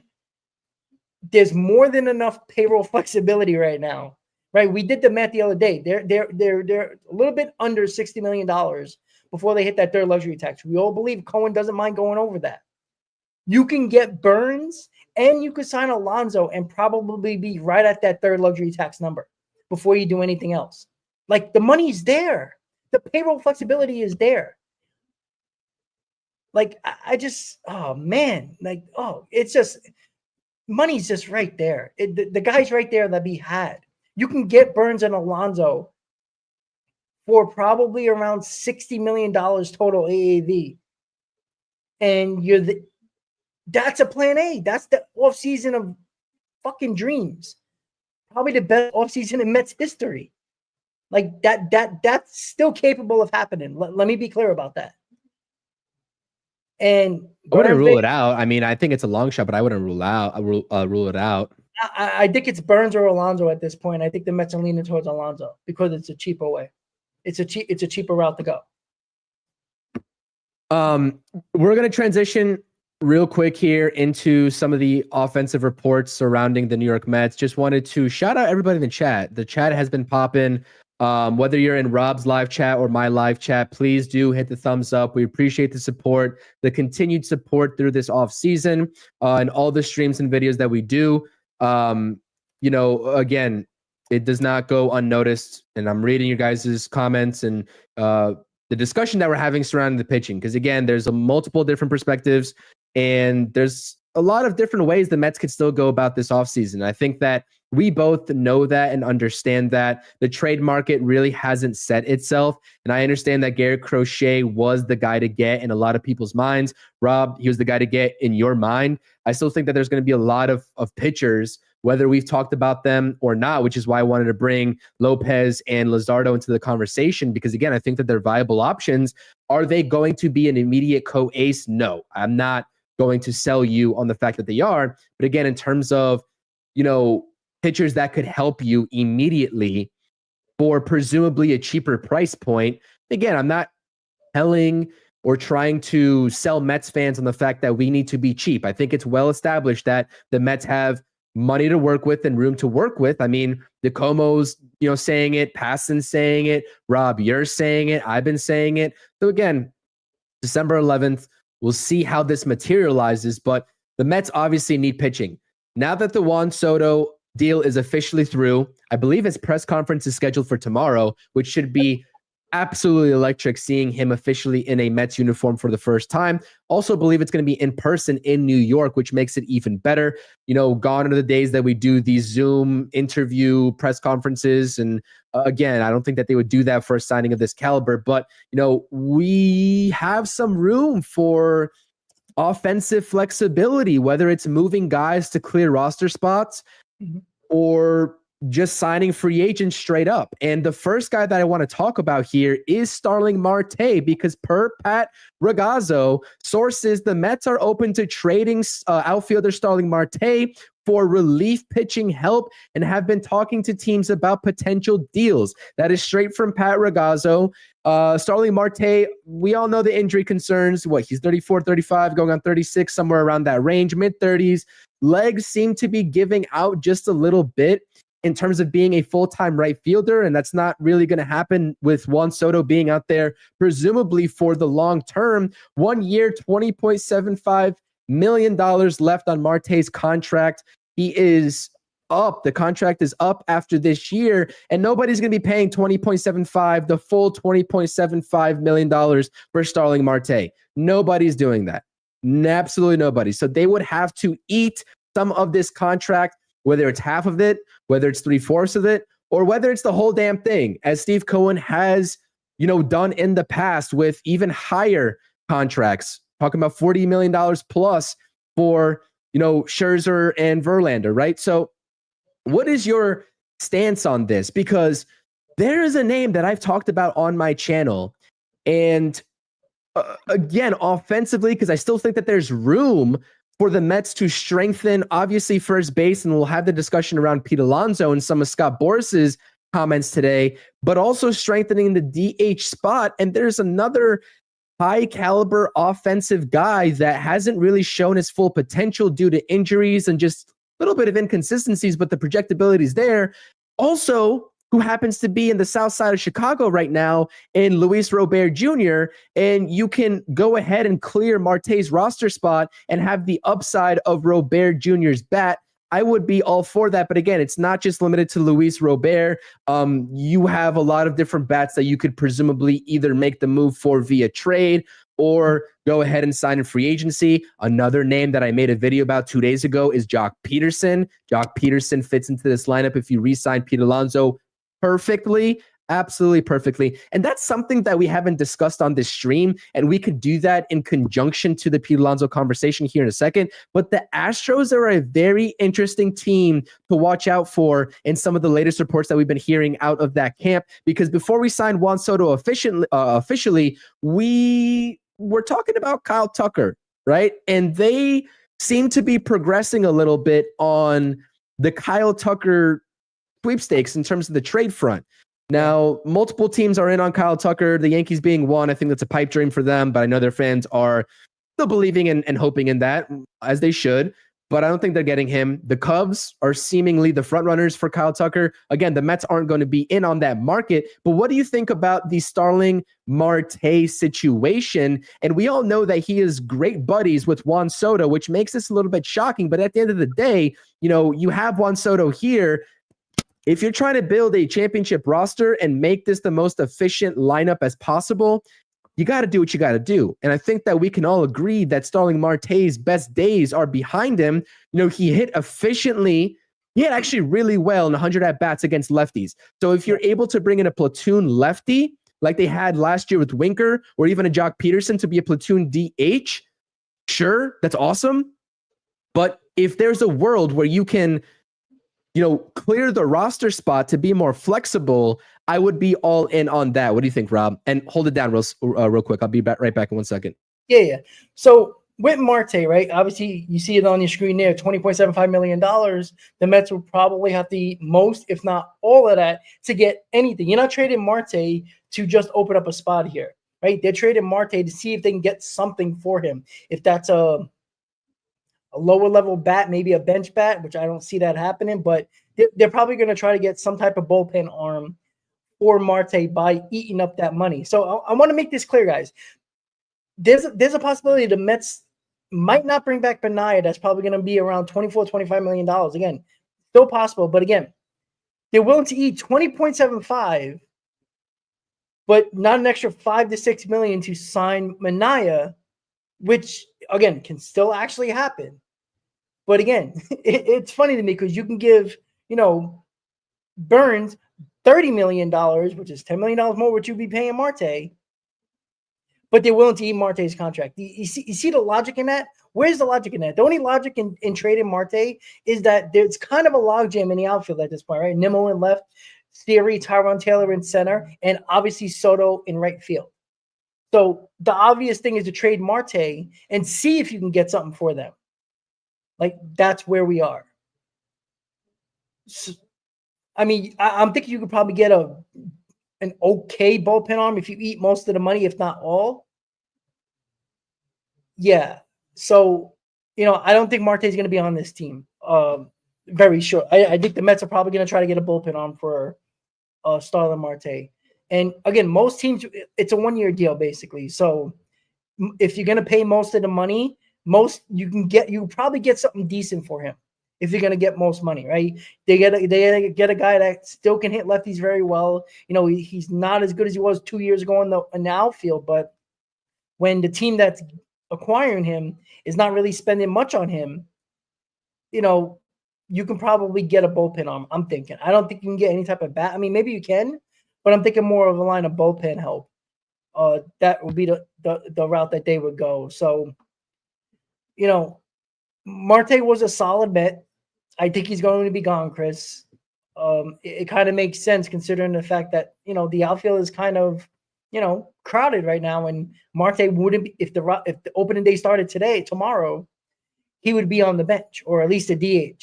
Like, I'm surprised the Mets wouldn't think of him about the DH. And I do wonder, where are they going with the DH spot? Because I think we talked about Marte possibly being a DH platoon or just a DH itself. What are they going to do with the DH option, considering the fact that we would probably put Marte there if he was still if he was still going to be on this team on opening day? Are they going to leave that open and just like rotate, or actually go get a Jock Peterson? Would love Jock Peterson on this team. I'm not going to lie to you. I would love Jock Peterson on this team. Yeah, we'll see who bites on the Starling Marte front. Another outfielder, and this is interesting in terms of what the Guardians just did with that trade, sending Andres Jimenez over to the Blue Jays and getting Spencer Horwitz and then flipping him to the Pirates. That organization, we talked about that just a little bit, right? And there's a name in terms of the outfield perspective that I would love to pursue. And I've been on record for saying that Lane Thomas should definitely be on the radar of the New York Mets as an upgrade defensively and offensively, even over a guy like Starling Marte.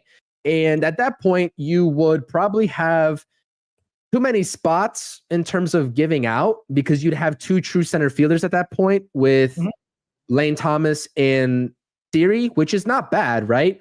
But if you want to put a offensively dominated lineup out there, you would be able to, in a world, just DH Juan Soto for a handful of games or however many games they feel comfortable. Again, I know that's not going to be an everyday type of thing, but the same thing with the pitching front is the same thing with the offensive front in terms of the philosophy with this team. Not the more guys you bring in, but the higher quality guys you bring in, regardless of what their contracts look like. And as long as these guys are able to play multiple positions and bat in multiple different spots in the order, I think it's about bringing the most flexibility as possible for David Stearns, for Mendoza to utilize in 2025. So, if it's about clearing, you can kill two birds with one stone, right? You can go ahead and offload Marte for a reliever. You get a reliever on your roster, fantastic. And then you're able to go ahead and trade for, in conjunction, or sign an outfielder to platoon or, what have you, be a DH, etc., right? Whether it's Jock Peterson, I know that he's a full-time DH at this point of his career, or a guy like Lane Thomas, Robert Jr. I mean, Robert is also, with his injury concern, I would have no problem with just making him a DH and just for his offensive upside. But, we're getting a little bit too far ahead of ourselves, because the main question is any team going to at least bite on Starling Marte? That is the first and foremost question. And I think that a contender is going to have to be willing to take him on in terms of taking the roster spot. I mean, he's a guy that can still, again, make an impact for an organization. But given how crowded the Mets outfield is already, I just don't think it's going to be for the New York Mets in 2025. So, yeah, we'll see. This caught me by surprise, because this whole entire offseason, I was under the assumption that it was going to be too hard, or just straight up the Mets would just eat the $20.75 million and just let him play through the rest of his contract. But now that we're getting this report, I like the vision that I'm seeing in terms of them at least understanding that it's probably best to try to find a trade suitor for Starling Marte. So we'll see if it actually happens. I still have my doubts and reservations. I think that most of that $20.75 million will have to be eaten by Steve Cohen and the New York Mets. So that's another conversation. Chris, with Marte as well, right? That opens up an opening day roster spot, a 26-man roster spot. If you trade Marte, that might lean towards leaving another infielder on this roster, like leaving Acuna if he's not going to be the starting second baseman. He might not have to start in the minor leagues. He might actually start, on the opening day roster. And I know people want Acuna to start on second base, and I think we all agree here. But McNeil's still a New York Met. Until he's not, I really find it hard to believe that the Mets are going to play Acuna over McNeil when McNeil's still on this roster, right? I know that people can't get past that mindset. But again, the reason why Acuna was up is because Lindor got hurt and McNeil was hurt. They were kind of out of options, right? The options are there now. I know people don't like McNeil. Trust me, most of us don't, and all of us don't mostly. But again, you're looking at it from a perspective of you just want to see Acuna, right? McNeil is still on this team. Acuna probably could be on this roster if Marte's not here. So that could be an option as well, leaving that roster spot available for an Acuna. Because, the infield is kind of not crowded right now. It's kind of up in the air with the bench. So there's options there. But I think the Mets might only go with maybe one bench outfielder. Would they go with two? I don't think so. So you might have an extra infielder on the bench than probably an outfielder, Chris, if you get rid of Marte. I mean, I'll do you one better. Maybe that opens up a roster spot consistently, especially in the DH category now that we're on the conversation, for Ronnie Mauricio, who's a switch hitter. Okay. Hey, and then you're able to keep Luis Angel Acuna as well in that scenario. So again, I think the idea here is just opening up that roster spot in general, right? If the Mets are going to make this push to go younger, at least give these guys the chance if we're on that path. You know what I mean? Absolutely. And again, I think we all agree we would want to see Acuna opening day on second base over McNeil. And, again, Acuna's still on the table to be being traded, guys. Let's make no mistake about it, right? If you believe Stearns and he's willing to give up top prospects, and again, I don't know where loyalty lies with Stearns with certain players, and we all don't know that. Again, Acuna was a necessity last year. Jet Williams was somewhat injured and not really ready, and Ronnie Mauricio was injured. So the only guy that they really had was Acuna. So Acuna was because of necessity, not because he was so good in the minors, because at that time he wasn't doing well. They needed him because Lindor and McNeil were hurt. And that's why Acuna came up. We forget that part, that we thought, Stearns didn't make a great, move here, thinking that, it was a smart move. He had no choice. Acuna was basically the only guy other than Iglesias that was already up here. So, Acuna can still be a trade option here. Everybody, looking at Castillo and looking at a possible Jones from Pittsburgh, or come up with another possible pitcher that you can trade for. Acuna is going to be brought up in offers. And what happens, guys? How would you feel if David Stearns' package for Crochet involved Acuna? I would have been fine with it. I would have been fine with it, honestly. Me too. But again, they're not going to live with that. Because we didn't do it, they can probably take a sigh of relief. But again, we still don't know what Stearns believes in any of these guys at all. And I think he likes Mauricio over Acuna, to be quite honest with you, because all he talks about is Mauricio. Almost every time prospects come up, he always brings up Mauricio, because Mauricio probably has much more of an upside than Acuna, even though Acuna can be damn good. And truly, I can't wait for this. I hope this package comes out like passing. Come on, get on it, buddy. Find the package. Let's go. Deal's done. Find the package, because I tell you right now, people will be shocked that Acuna might be in that deal. I don't think there were some initial rumors that Acuna was going to be in that deal as a headliner or in one way or another. There was initial reports about that. Yeah, I don't think it would be. I personally wouldn't find it shocking, but I could see how some would. The sense that I get from Mets fans is that a lot of people, Acuna is their top guy not to trade. And we can all have our differences and opinions about whether you're not. I think it's Gilbert. Right. I Again, would. Acuna was a necessity last year, guys. Why he was up? He wasn't up because he was lighting up the minor leagues. Because when the Mets brought him up, he was struggling.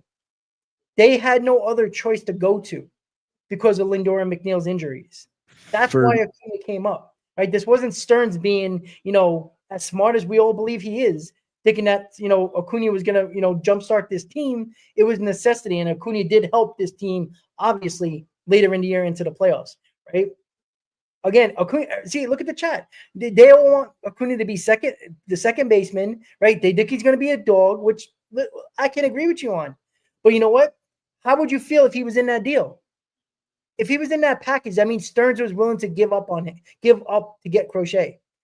And then that would kind of counteract where I was right when it comes to where we don't know where Stearns is at with our farm system. For all we know, he doesn't like anybody in our farm system except for maybe Sprout, right? We don't know that. But the package, if we find that out, will probably give us a really good idea of who he's willing to put in the deal and give up on, so to speak.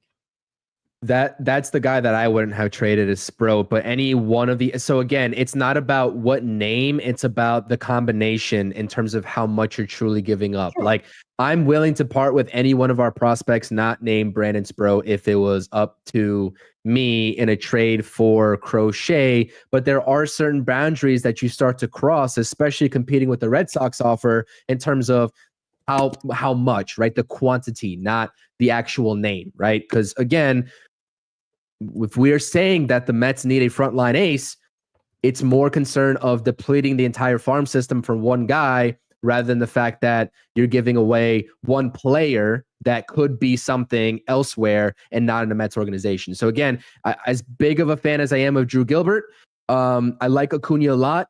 Love Ronnie Mauricio. Jet Williams is okay to me. Again, I think of all those guys, I'd rather keep over Jet Williams, to be honest with you. Now that's kind of crazy, and we're going to have our differences in opinions. But, one of those guys is okay to part with. You'd probably have to do two of those guys. You definitely have to do two of those guys now that we know exactly what the Red Sox gave up. And again, I think that the Mets just could not compete. But Marcus is saying Marte, McNeil, Beatty, and Jet to AZ for Zach Gallen. Local media in Phoenix are discussing D-backs maybe not being able to afford to keep Zach Gallen, which is Zach Gallen's a stud, man. I think the Diamondbacks lucked out in getting him from the Marlins. I'm looking at the stats right now. Here's a 2023 All-Star, battled some injuries in 2024 at the start, but was still able to post 148 innings.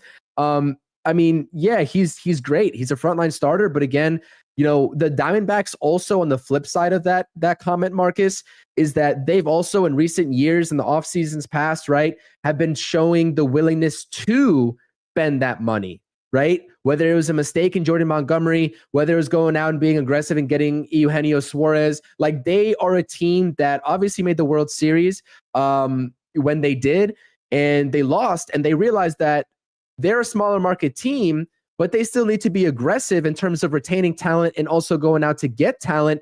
2024 didn't go their way, but I don't think Zach Gallen's a guy that they're going to actually part with, especially not this early on to the offseason. So I like what you're thinking in that. I just don't see it as realistic as perhaps a Castillo trade or, maybe a Crochet trade would have been. That's my 2 cents on it. Well, I think Gallen has a year left, right? He's a free agent after this year. He's a free agent this year, yeah. Okay, so it's still going to cost you. Probably not as much as Crochet, but it's still going to cost you. And I think somebody put in the chat that John said, I heard Chicago wanted Williams, Gilbert, and Acuna. And we talked about that yesterday on the Hot Stove. We would have done that. We would be hesitant with Gilbert, but we would have made that trade, right? I think we would have done that, even though I would have been a little hesitant. But again, as much as we might like Gilbert, we still don't know what he's going to be. And when you got Juan Soto, when you got Brandon Nimmo,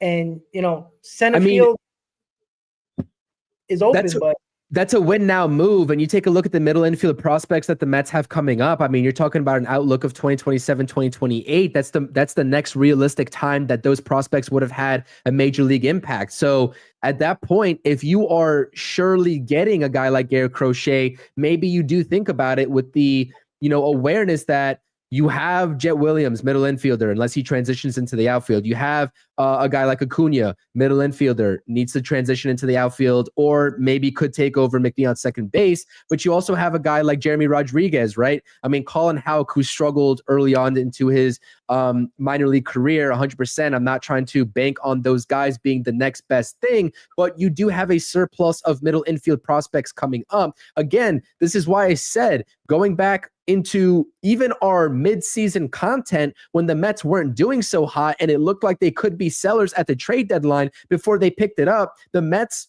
this offseason, I was looking ahead. I was just like, they're going to have a very hard time understanding the combination of which prospects they want to keep and which prospects are actually going to make an immediate contribution versus which ones could be excess and could be, thrown out there. I don't think, again, for the right guy, no prospects minus maybe Brandon Sproat are off limits. And you talk about wanting to develop a homegrown guy, to the caliber of some of these pitchers that we've seen in other organizations. I mean, that could be Brandon Sproat. Could be, again, but there's just a lot of different scenarios here. I don't think that anybody really is off limits for David Stearns at the end of the day. I'm just giving you my opinion that it would be Brandon Sproat in an ideal scenario.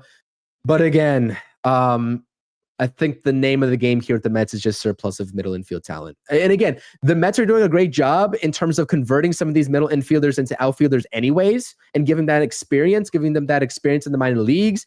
But that transition in terms of being game ready at full speed at the major league level is something that's going to be an adjustment, right? For years. I mean, for maybe like at least a year or two. So it's not an easy transition. So that's kind of my take on that. But that's all I got on Starling Marte. Again, we'll see. I don't know what the market for Starling Marte would really be. Because again, you're not going to trade into the White Sox. They have no value for Starling Marte unless you're attaching prospects and paying down, the contract. There's no value for Starling Marte on the Chicago White Sox. So I'd be curious to see which team is actually in on him, even if it's for a reliever, right? Yeah. I agree. I think Marte is going to return a reliever, depending on how much you got to pay to get him. You might get a solid reliever or a decent reliever. I just wanted to bring up what people are bringing up in the chat about, you brought up Zach Gallen. They brought up Zach Gallen. They brought up Luis Castillo. Again, these are guys that we're talking about that could possibly be on the market. We're not talking about that this has been official by anybody that has been talking about. There was one rumor about Castillo possibly being on the block. There hasn't been nothing official or any talks, including Gallen. We're talking pipe dream scenarios where these guys could be available. Right now, we know who's available. Burns and a bunch of other 3 and 4s. That's what's available right now, as we know of right now. What can be got from the Mets could be signed by the Mets are those guys. That is available right now. We brought up Castillo about a week ago, and there was no reports. There was a report the other day about that, but again, it's shaky. There's more realistic possibility of the Pittsburgh rumor being legit than the Castillo rumor being legit, right? And again, we're not getting Jones if we're not willing to give up. Depending on what the package was, I think Jones would cost more than Crochet, in my opinion. Right? Keller is not. Yeah, maybe. Right? Keller's not rocking the boat here for Pittsburgh. Right? You get him. You're gonna have to give up something. And is that worth it at that point? No. Right? Sign Burns. It's very easy. You can sign Burns and sign any other 3 or 4s that are out there. One more though. You sign Burns, you can give me Pavetta, you can give me Manaea, you can give me Buehler, you can give me Flaherty. Pick your poison. When you get Burns, that other sign-in is like, okay, do what you got to do. And I'd love for it to be Manaea, but if you get Burns, I find it hard to believe they're going to get Manaea. So, speaking of, Rosenthal had a report out there saying that the owner of the Red Sox is reluctant to give starting pitchers a long-term deal, any starting pitcher a long-term deal.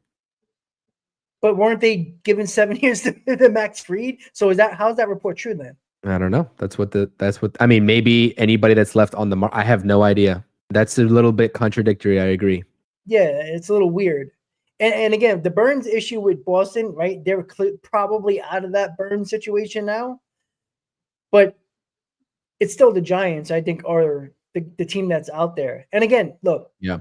it's been very quiet on the Mets front with Burns, and maybe that's a good thing. Maybe the Mets are in on Burns, or they're keeping it quiet, which is fine. I don't care if they don't need to leak anything to make me happy. Like, do what you got to do behind closed doors, and do what you got to do.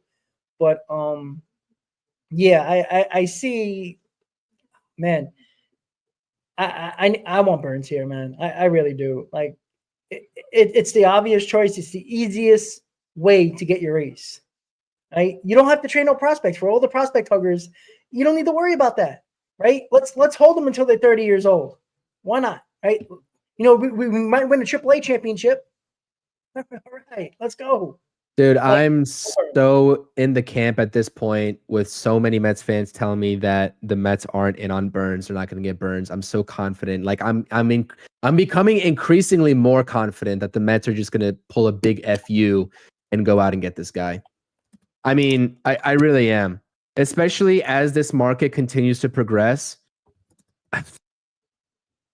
That's a little bit of a hot take for me, but I honestly, like, I'm probably a lot more confident than in the Mets, at least doing their due diligence and going out and trying to get Burns, whatever the deal may look like, and just taking him away and just pitching him to the fact that we have Juan Soto now and that he could be that guy on a championship winning team in this rotation if he comes over.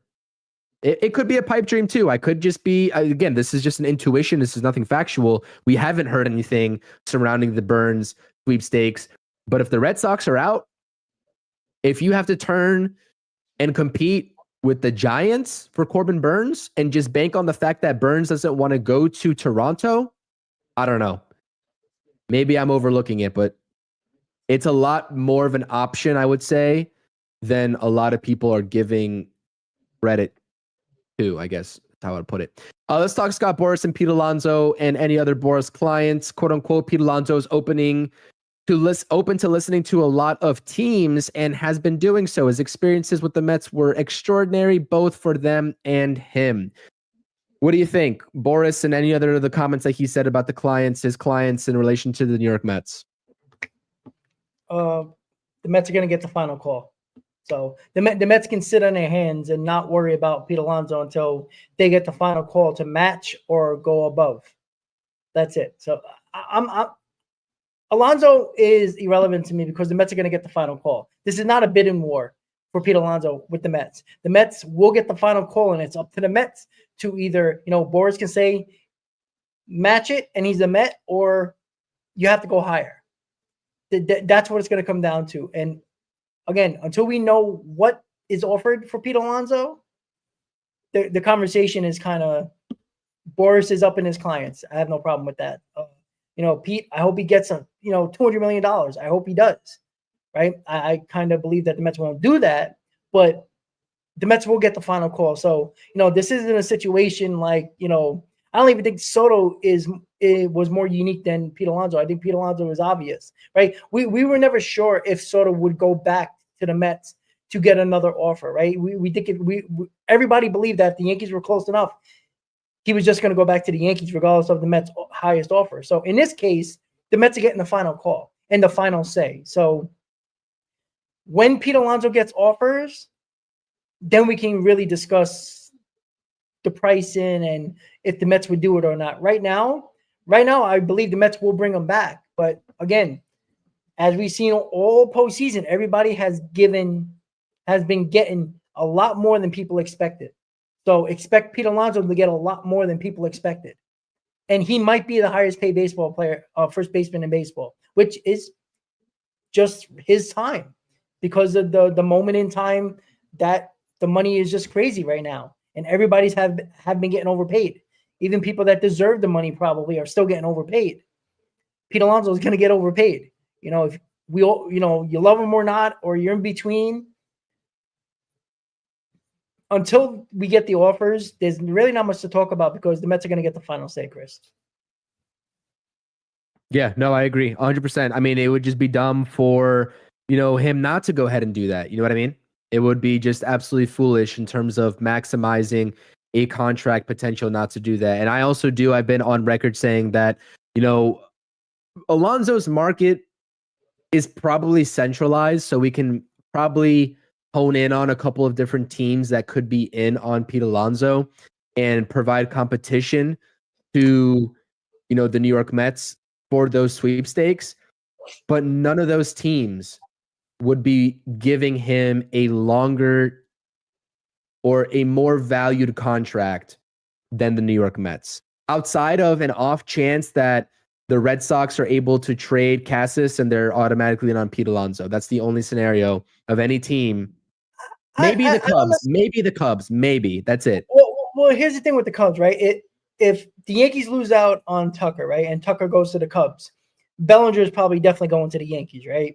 So that kind of takes I think that kind of takes the Cubs out of the Pete Alonso situation, in my opinion, because I don't see them. I mean, maybe not, right? But people who are talking about Seattle and the Mets with Castillo, you're opening up their money and their payroll for a direct run to overpay for Pete Alonso drastically, who really need a bat, right? This is the whole reason why we're talking about Seattle, because they're looking for a bat, but they can't get that bat and spend money unless they shed payroll, which is the obvious why they might have to trade a pitcher that's making money. And Castillo seems like that guy.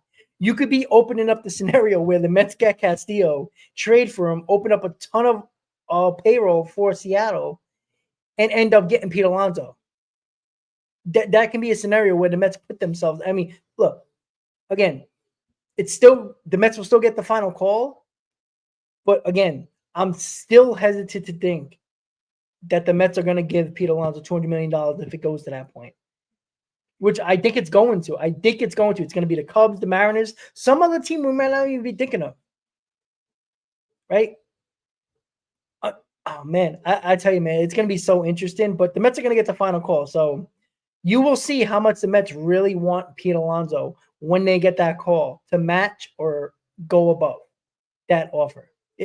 That's going to be a telling point for Mets fans if this new core of executives and Stearns and, if all is even here, Stearns and Cohen want Pete Alonso back. Now, Cohen might step in here and just say, I want Pete Alonso back, and doesn't care about the money. Like, that could definitely happen. But if you're relying on Stearns here, the way he's been going about money-wise, when it comes to, it seems like he's, holding on to that pocketbook a little bit too tight. You really think Stearns is going to go above and beyond to get Pete Alonso? I don't believe that. Again, if Cohen steps in, Pete Alonso is going to be a Met at any cost. If that's not the case and Stearns is controlling this, oh boy, Met fans, you're going to really see how much Stearns probably doesn't want to go to that number. And that, maybe the number is not, the total contract is not the issue. Maybe the years, right? And I think that could be the turning point. Let me make that clear. That's on me. I don't think the money is the issue. I think it's the years. And if there's a desperate team, because there's always a desperate team, right? The Yankees were desperate, overpaid for Fried. Clearly, the Red Sox overpaid for Crochet prospect-wise. We all can agree with that, right? It's been overpay central this offseason. So if you get somebody to give an 8+ year deal like Pete Alonso, I know that sounds nuts, but it's very possible. What do you do? I'm still leaning towards Cohen's going to step in at this point. And again, lock Stearns in a room at this point when that happens, because he clearly locked them in a room when he was with the Soto negotiations. I don't know, Chris. What do you think? If it comes down to Stearns making a decision and Cohen says, I trust you to do what you need to do with right? Soto might have been Cohen's only baby at this point.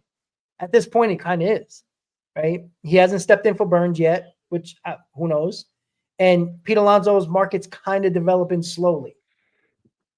I believe Coleman's going to step in at this point, and I think it's irrelevant. But if Stearns is leading this charge with the negotiations, and Seattle comes back 8 for 200. Now, I know you said this last time that you think they would do it. But the years are the issue, in my opinion. Stearns don't like these long-term contracts. 8 for 200. I mean, 8 for 200. Let's just do the math real quick. 25 million a year. I mean, that's okay. So 8 for 225, because then it's going to get to that closer to 30 million mark. That's different. That's a lot different. I think the 7 years is a sweet spot for Pete Alonso, really. Well, maybe not for Cohen, and that's why I'm saying Cohen might jump in and just say the hell with it. And again, this would annoy me more that Cohen steps in and says, "All right, 8 years, 225. Let's just get Pete Alonso." But you're not stepping in for Corbin Burns. God damn it! You know what I'm saying? That would annoy me. What do you think about this? What about the Nolan Arenado? I know you're probably asleep yesterday when the news broke that Arenado listed the Mets as one of his teams that he would waive a no trade clause to. I mean, in the event that you strike out for Pete Alonso, in the world that you're saying, let's just do the math real quick on Nolan Arenado. I mean, clubhouse aside, because we all know the, I guess, problem that happened in St. Louis with Nolan Arenado is that he didn't like some of the young guys controlling that clubhouse, and he wanted the Cardinals to get some veteran presence. And again, I don't know Nolan Arenado. I'm not a fan of the Cardinals. Don't watch the Cardinals too much. Again, don't know him on a personal level, so I can't speak to anything about him. But I understand that a lot of people have concerns about his performance on the field regressing. I still think he has a lot more left in the tank. He's owed $74 million over the course of the next 3 seasons. That's about just under $25 million per year. And it wouldn't take that much to take him on via prospect capital. It wouldn't take anything at all if you take most of that money on from the Cardinals. So I understand that a lot of people don't want anything to do with Nolan Arenado. And that's understandable for a variety of reasons. But let's say the Mets strike out on Pete Alonso, and let's say they don't get Christian Walker and he goes elsewhere, right? Whether it's the Yankees or whether it's Nationals or whatever. I mean, what's the pivot point? Yandy Diaz, I brought into the equation as being a potential trade candidate. It looks like Stearns has a solidified relationship with the Rays organization. I mean, that's probably not enough, though, especially if you want to build the best lineup that you possibly can. If you strike out on Pete Alonso and you don't bring him back, Yandy Diaz is serviceable, but again, he's not that threat in the middle of the order that you'd want to pair with Juan Soto, right? So you'd have to get Yandy Diaz and probably do one more thing in terms of a move. And again, this is where I don't rule out Vientos moving to the DH spot, or at worst case scenario, him moving over to first base. Again, I have my reservations. I do have my reservations about it. Like, I will be honest, I have my reservations about it because I do think Pete Alonso is coming back to the Mets in one way or another, depending on the contract values. And that's, again, we just had that conversation. But would you take a chance at Nolan Arenado? I guess is my question in simplest terms. I wouldn't do it over Pete Alonso. But if you're making a scenario of Pete Alonso goes elsewhere, you kind of have to think about it, right? You know, you're going to have to, right? Again, there's a no trade clause here. So we know the teams that he's willing to go to. So this can slow the process down. And you don't think, I mean, maybe you would think Arenado, I mean, the Cardinals are not going to wait for Pete Alonso to sign because it's kind of irrelevant to them, right? They're trying to shed the payroll. The first team that probably does that, you know, probably will get him. So, you know, and this is where the Mets are kind of putting themselves in a corner here and not giving them much room for error, right? What do? Do you wait for Pete Alonso's slow developing market and wait around for this? Or do you this seems like a Stearns way of doing things here. Like, you can get Arenado, put Vientos at DH, and that's the cheaper route.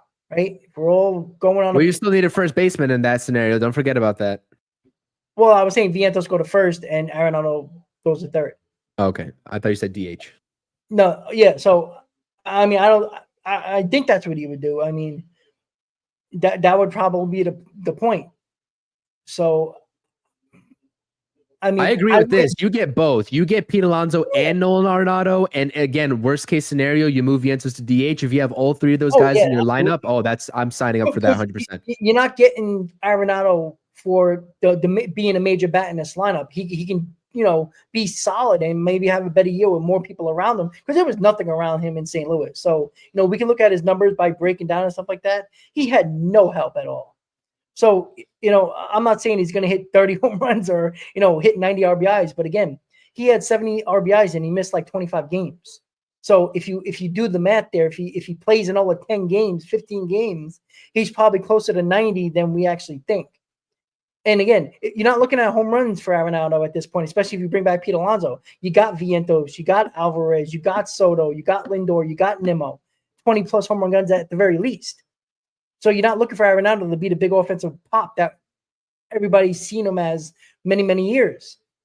You're getting him for 100% defense, probably do a little bit more with the bat with a better lineup, and you kind of make your team better. You put Pete Alonso at first, you DH Vientos, you keep that bat obviously in the lineup with Vientos.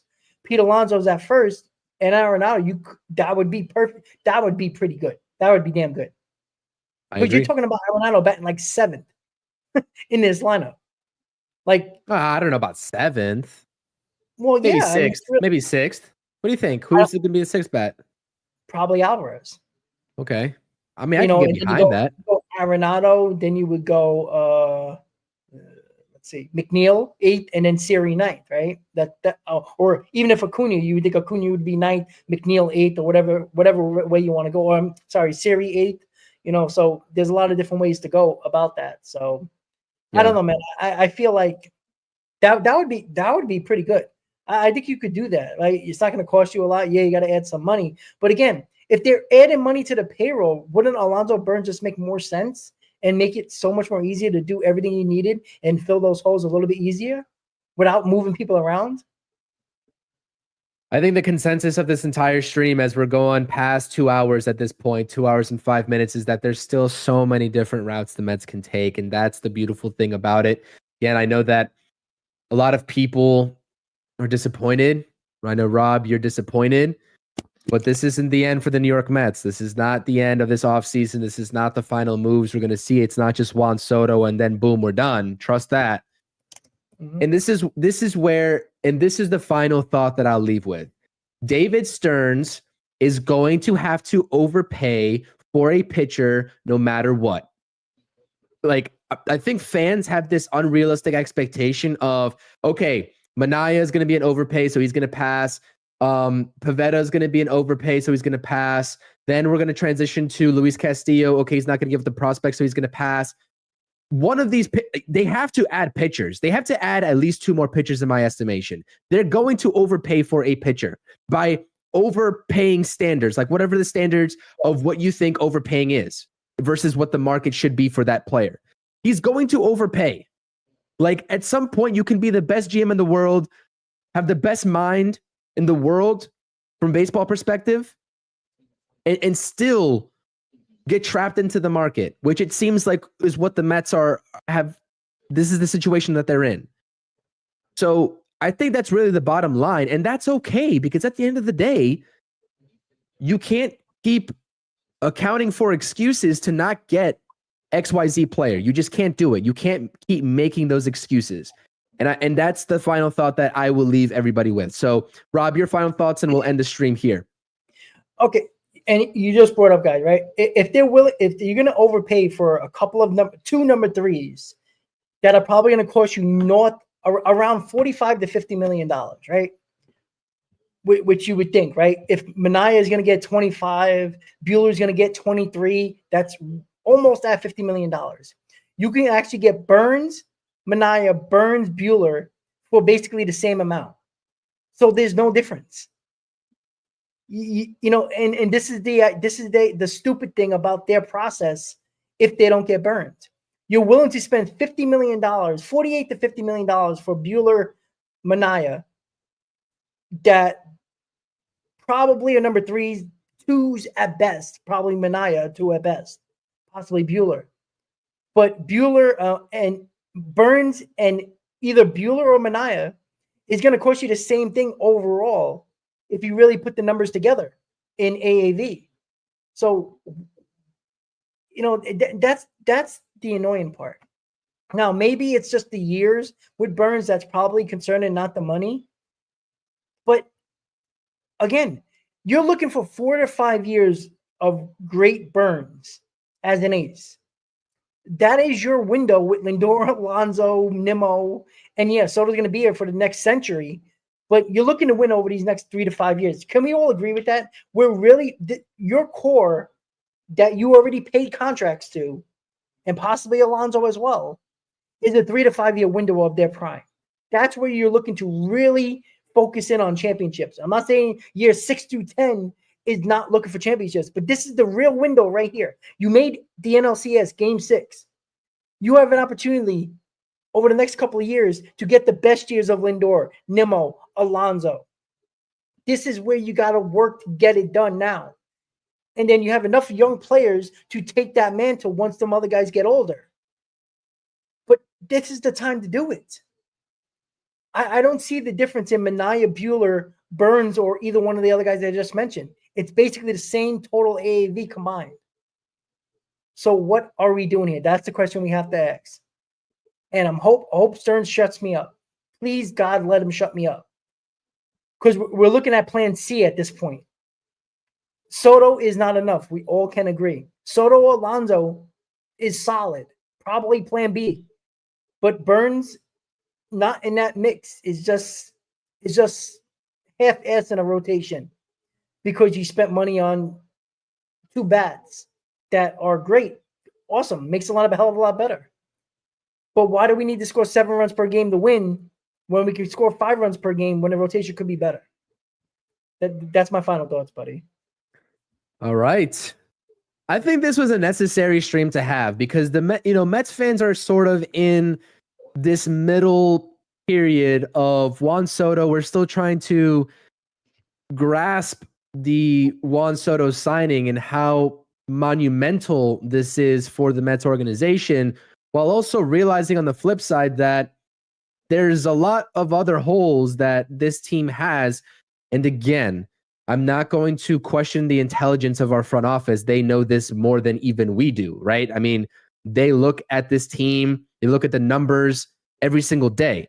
So, I just think it's hard for me to buy into this panicking aspect and mode when we spent this entire offseason so far, especially the latter half of 2024, saying trust Stearns, trust this front office, and where they're able to take us in 2024 with, let's be honest, not the best roster. And now that they're in a go for it mode, like we are hearing from the reports, I think that it is just too early to try to question this front office, but we'll see how it plays out. The other fact of the matter is that, options are coming off the table left and right via trade and free agency. So I do think the Mets have to act a little bit quicker than they have been, but we'll see what they are going to do. Again, if there's any live news, if there's any breaking news as it pertains to the Mets and a signing or a trade, we will be live. But this was the Mets hot stove. We got one breaking news, report from Jonathan Loáisiga going back to the Yankees. We know the Mets were interested there. He is not a New York Met. He's going back to the Bronx. And the Mets are still in search of bullpen and starting rotation help. So with that, I appreciate it. Make sure to thumbs up the video. If you enjoy the content, thumbs up on both Rob's stream and my stream. Subscribe to both of our channels as well.